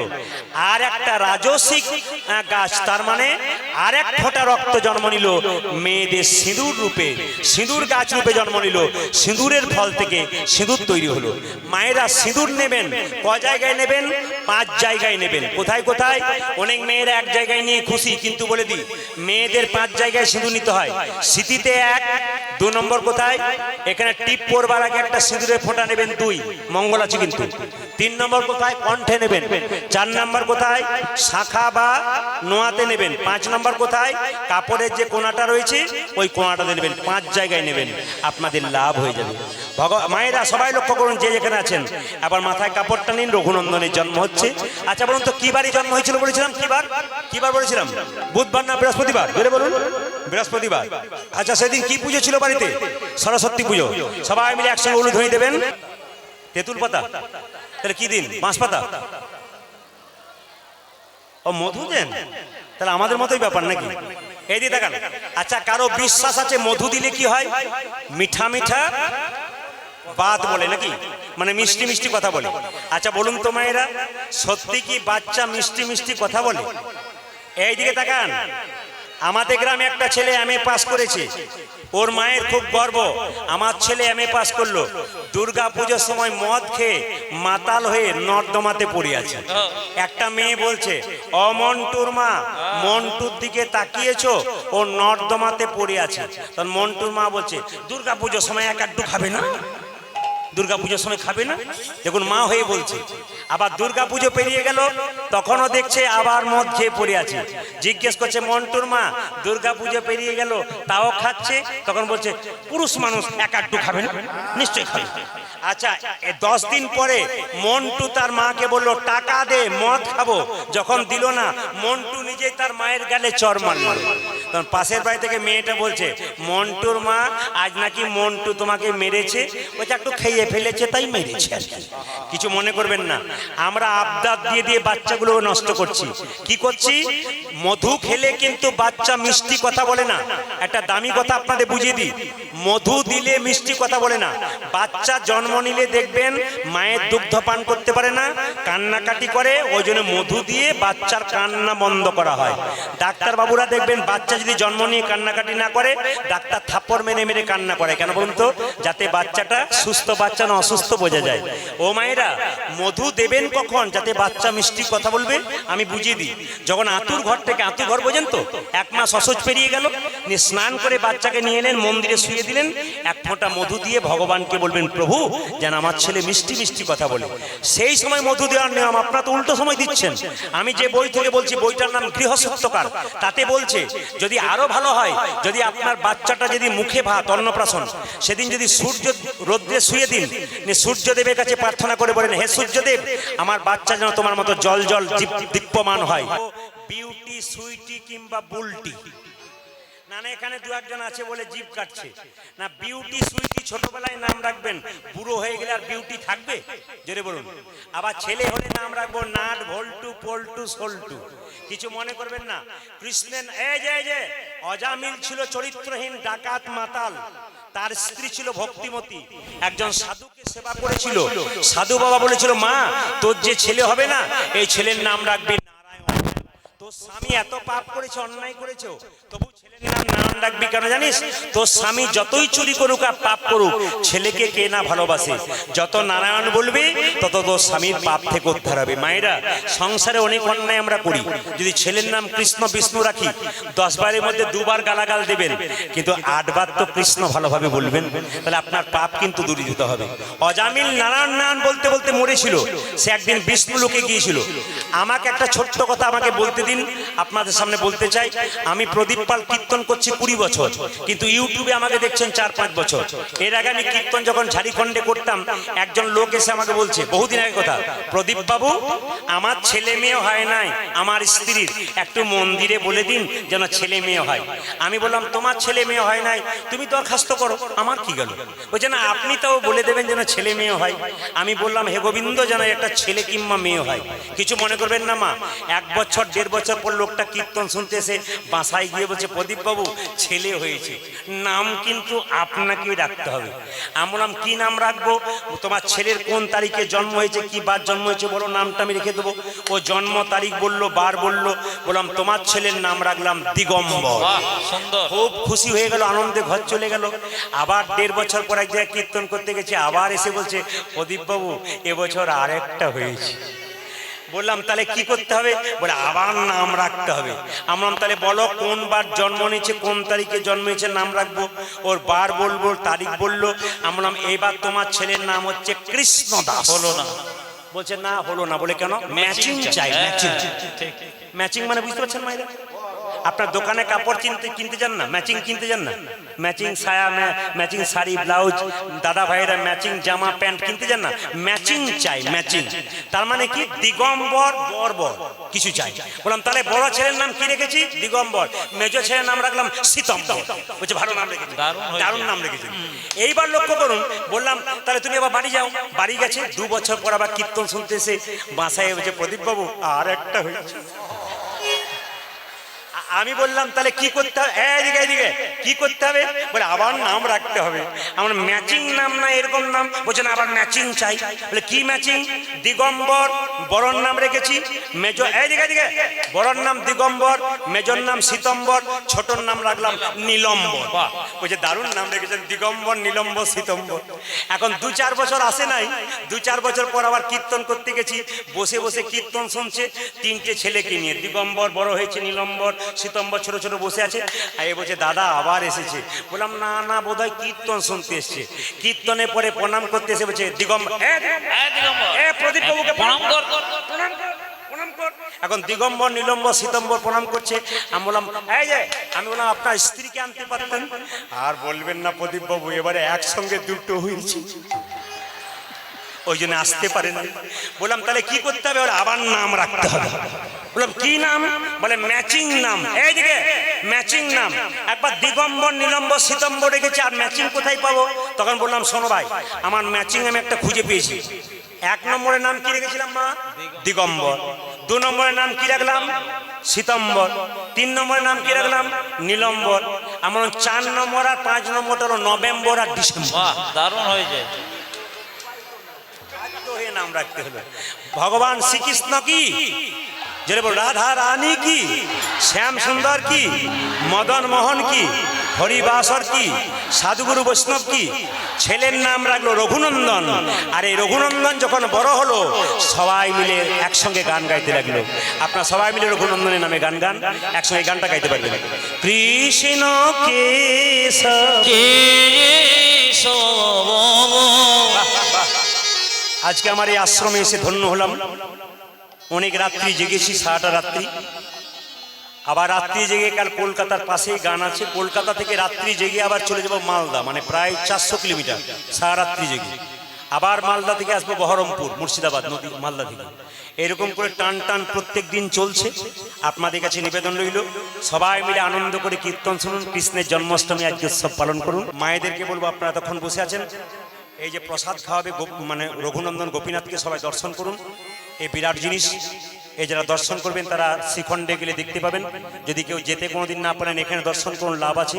যেমন দেখবেন যে উৎসবের পেছনে আসতেন, যে উৎসবের পেছনে যাত্রা লেখা আছে, সে উৎসবের সময় ভগবান মন্দিরে থাকে না বাইরে আসে।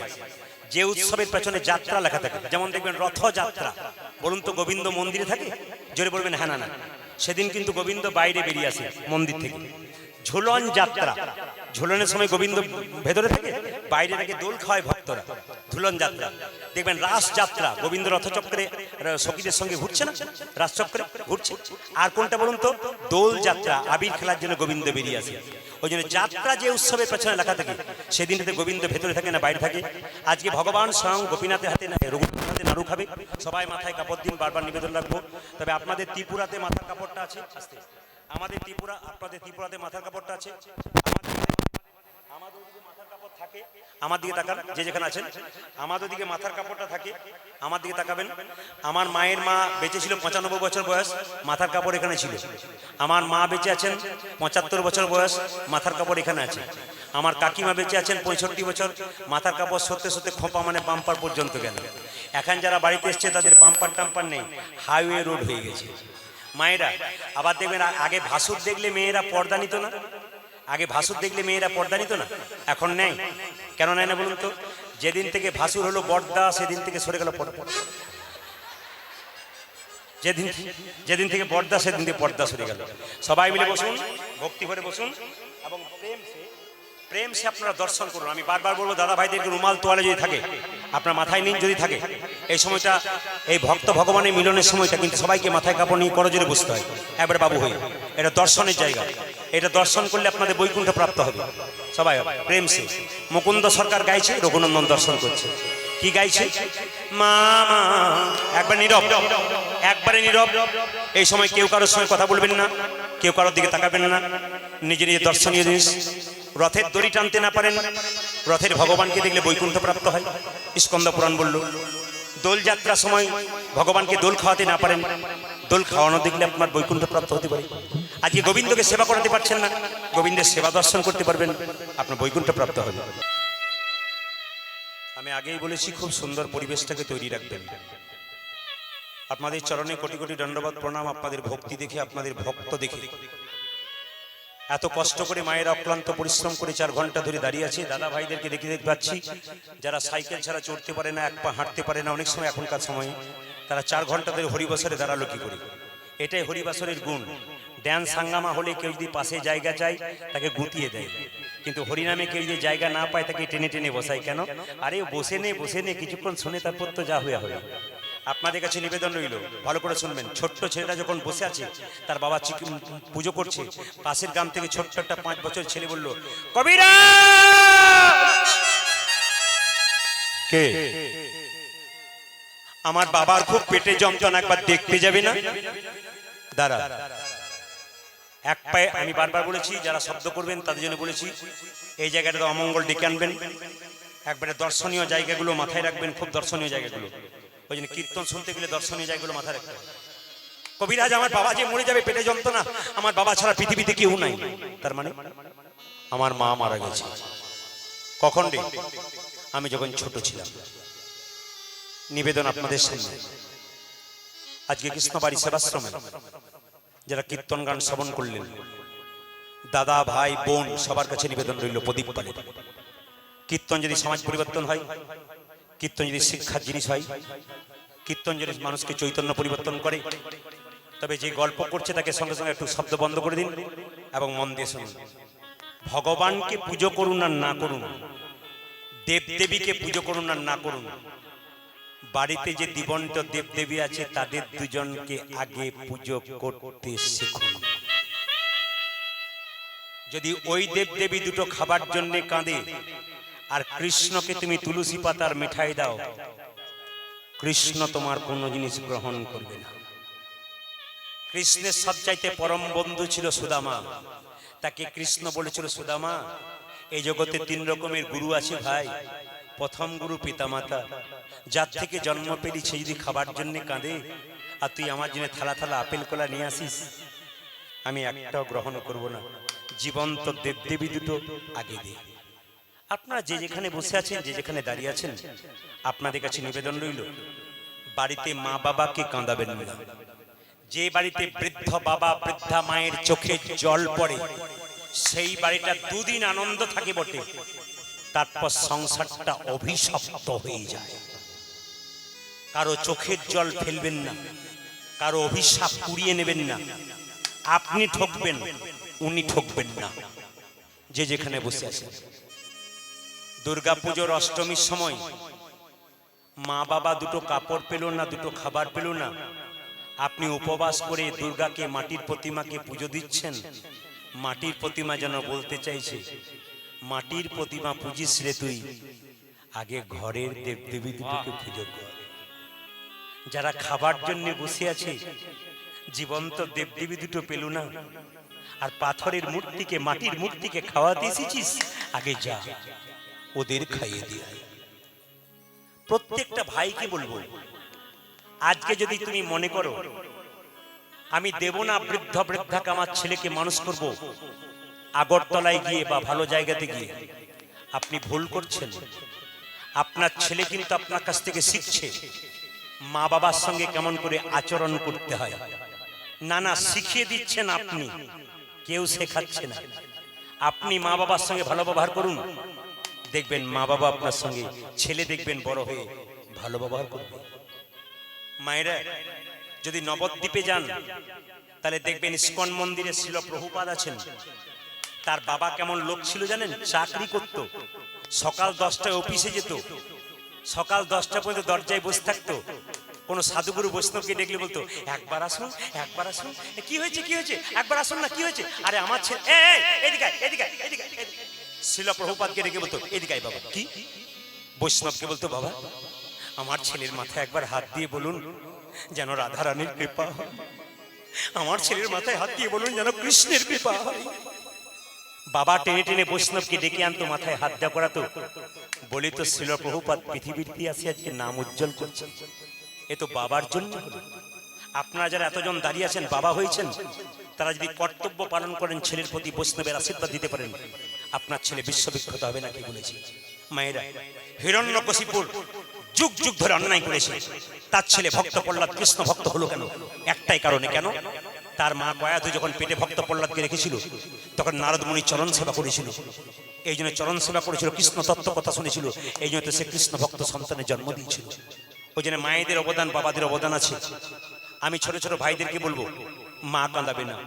ছোট ছোট বোনেদেরকে বলবো, সংসারে রক্তের অহংকারে গরমে বৃদ্ধ বৃদ্ধাকে কাঁদিও না। তোমার ছেলে যখন বড় হবে, তোমার ছেলের পাশে যখন একজন আসবে, তোমাকেও কাঁদাতে কাঁদাতে ঘর থেকে বের করবে, সেই দিন তুমি বুঝবে আমি কি করেছিলাম। আরে বাবা, ব্যাংকে টাকা জমা দেওয়া হয়, 10 বছর পর ডবল হয়ে যায়।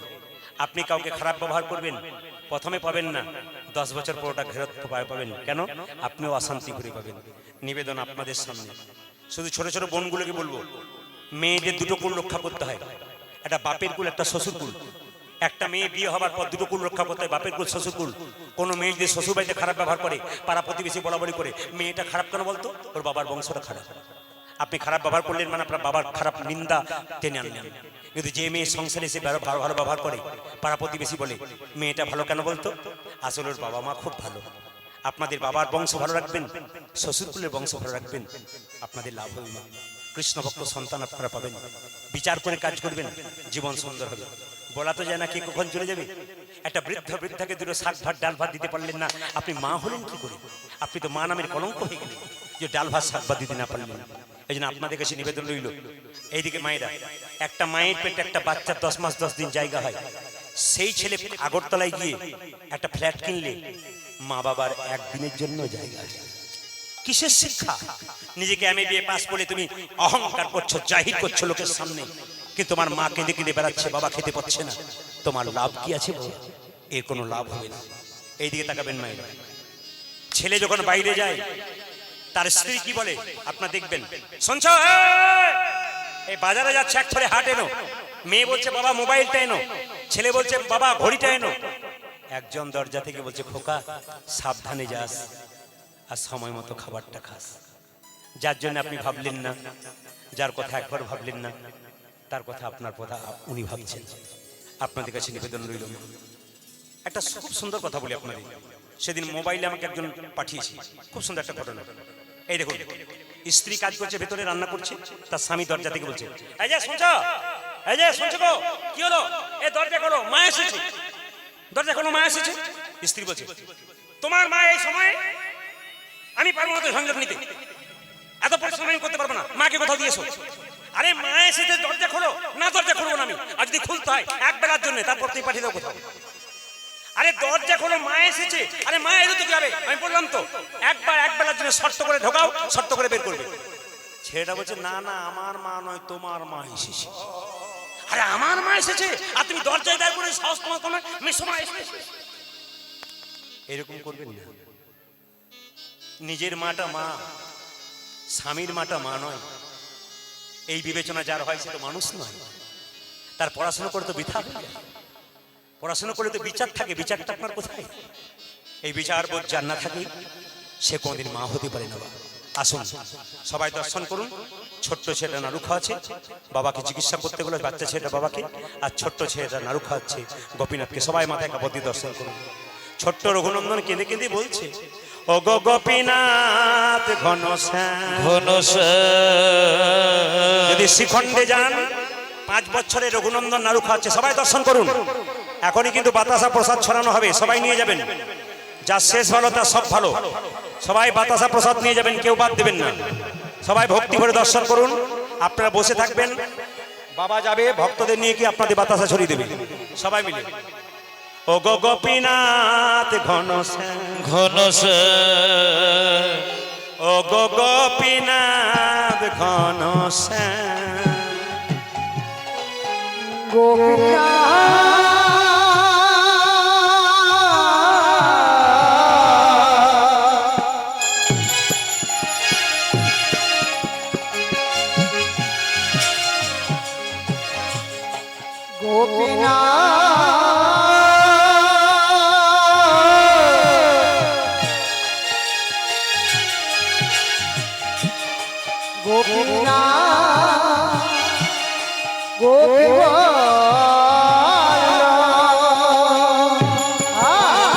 ও গো গোপীনাথ ঘনশ্যাম, ও গো গোপীনাথ 5 বছরের রঘুনন্দন বলছে, ও গো গোপীনাথ, বাবা একটা ছেলের বাবাকে চিকিৎসা করতে গেলে আমি পুজোর দায়িত্ব নিলাম। আমি তো মন্ত্র জানি না, কিন্তু বাবা বলেছে পুজো করতে গেলে শুদ্ধ মন যদি কারো থাকে তবে তার মন্ত্রের দরকার হয় না। এই দেখো, ও বুঝতে পারছি তুমি নাড়ু খাচ্ছ না কেন, দরজাটা হাঁ করে খোলা আছে তাই খাচ্ছ না। এই দেখো দরজা বন্ধ, তোমার হাতে বাঁশি আছে সেই জন্য তুমি খেতে পাচ্ছ না, বাঁশিটা খুলে দিলাম, তবু তুমি নাড়ু খাবে না।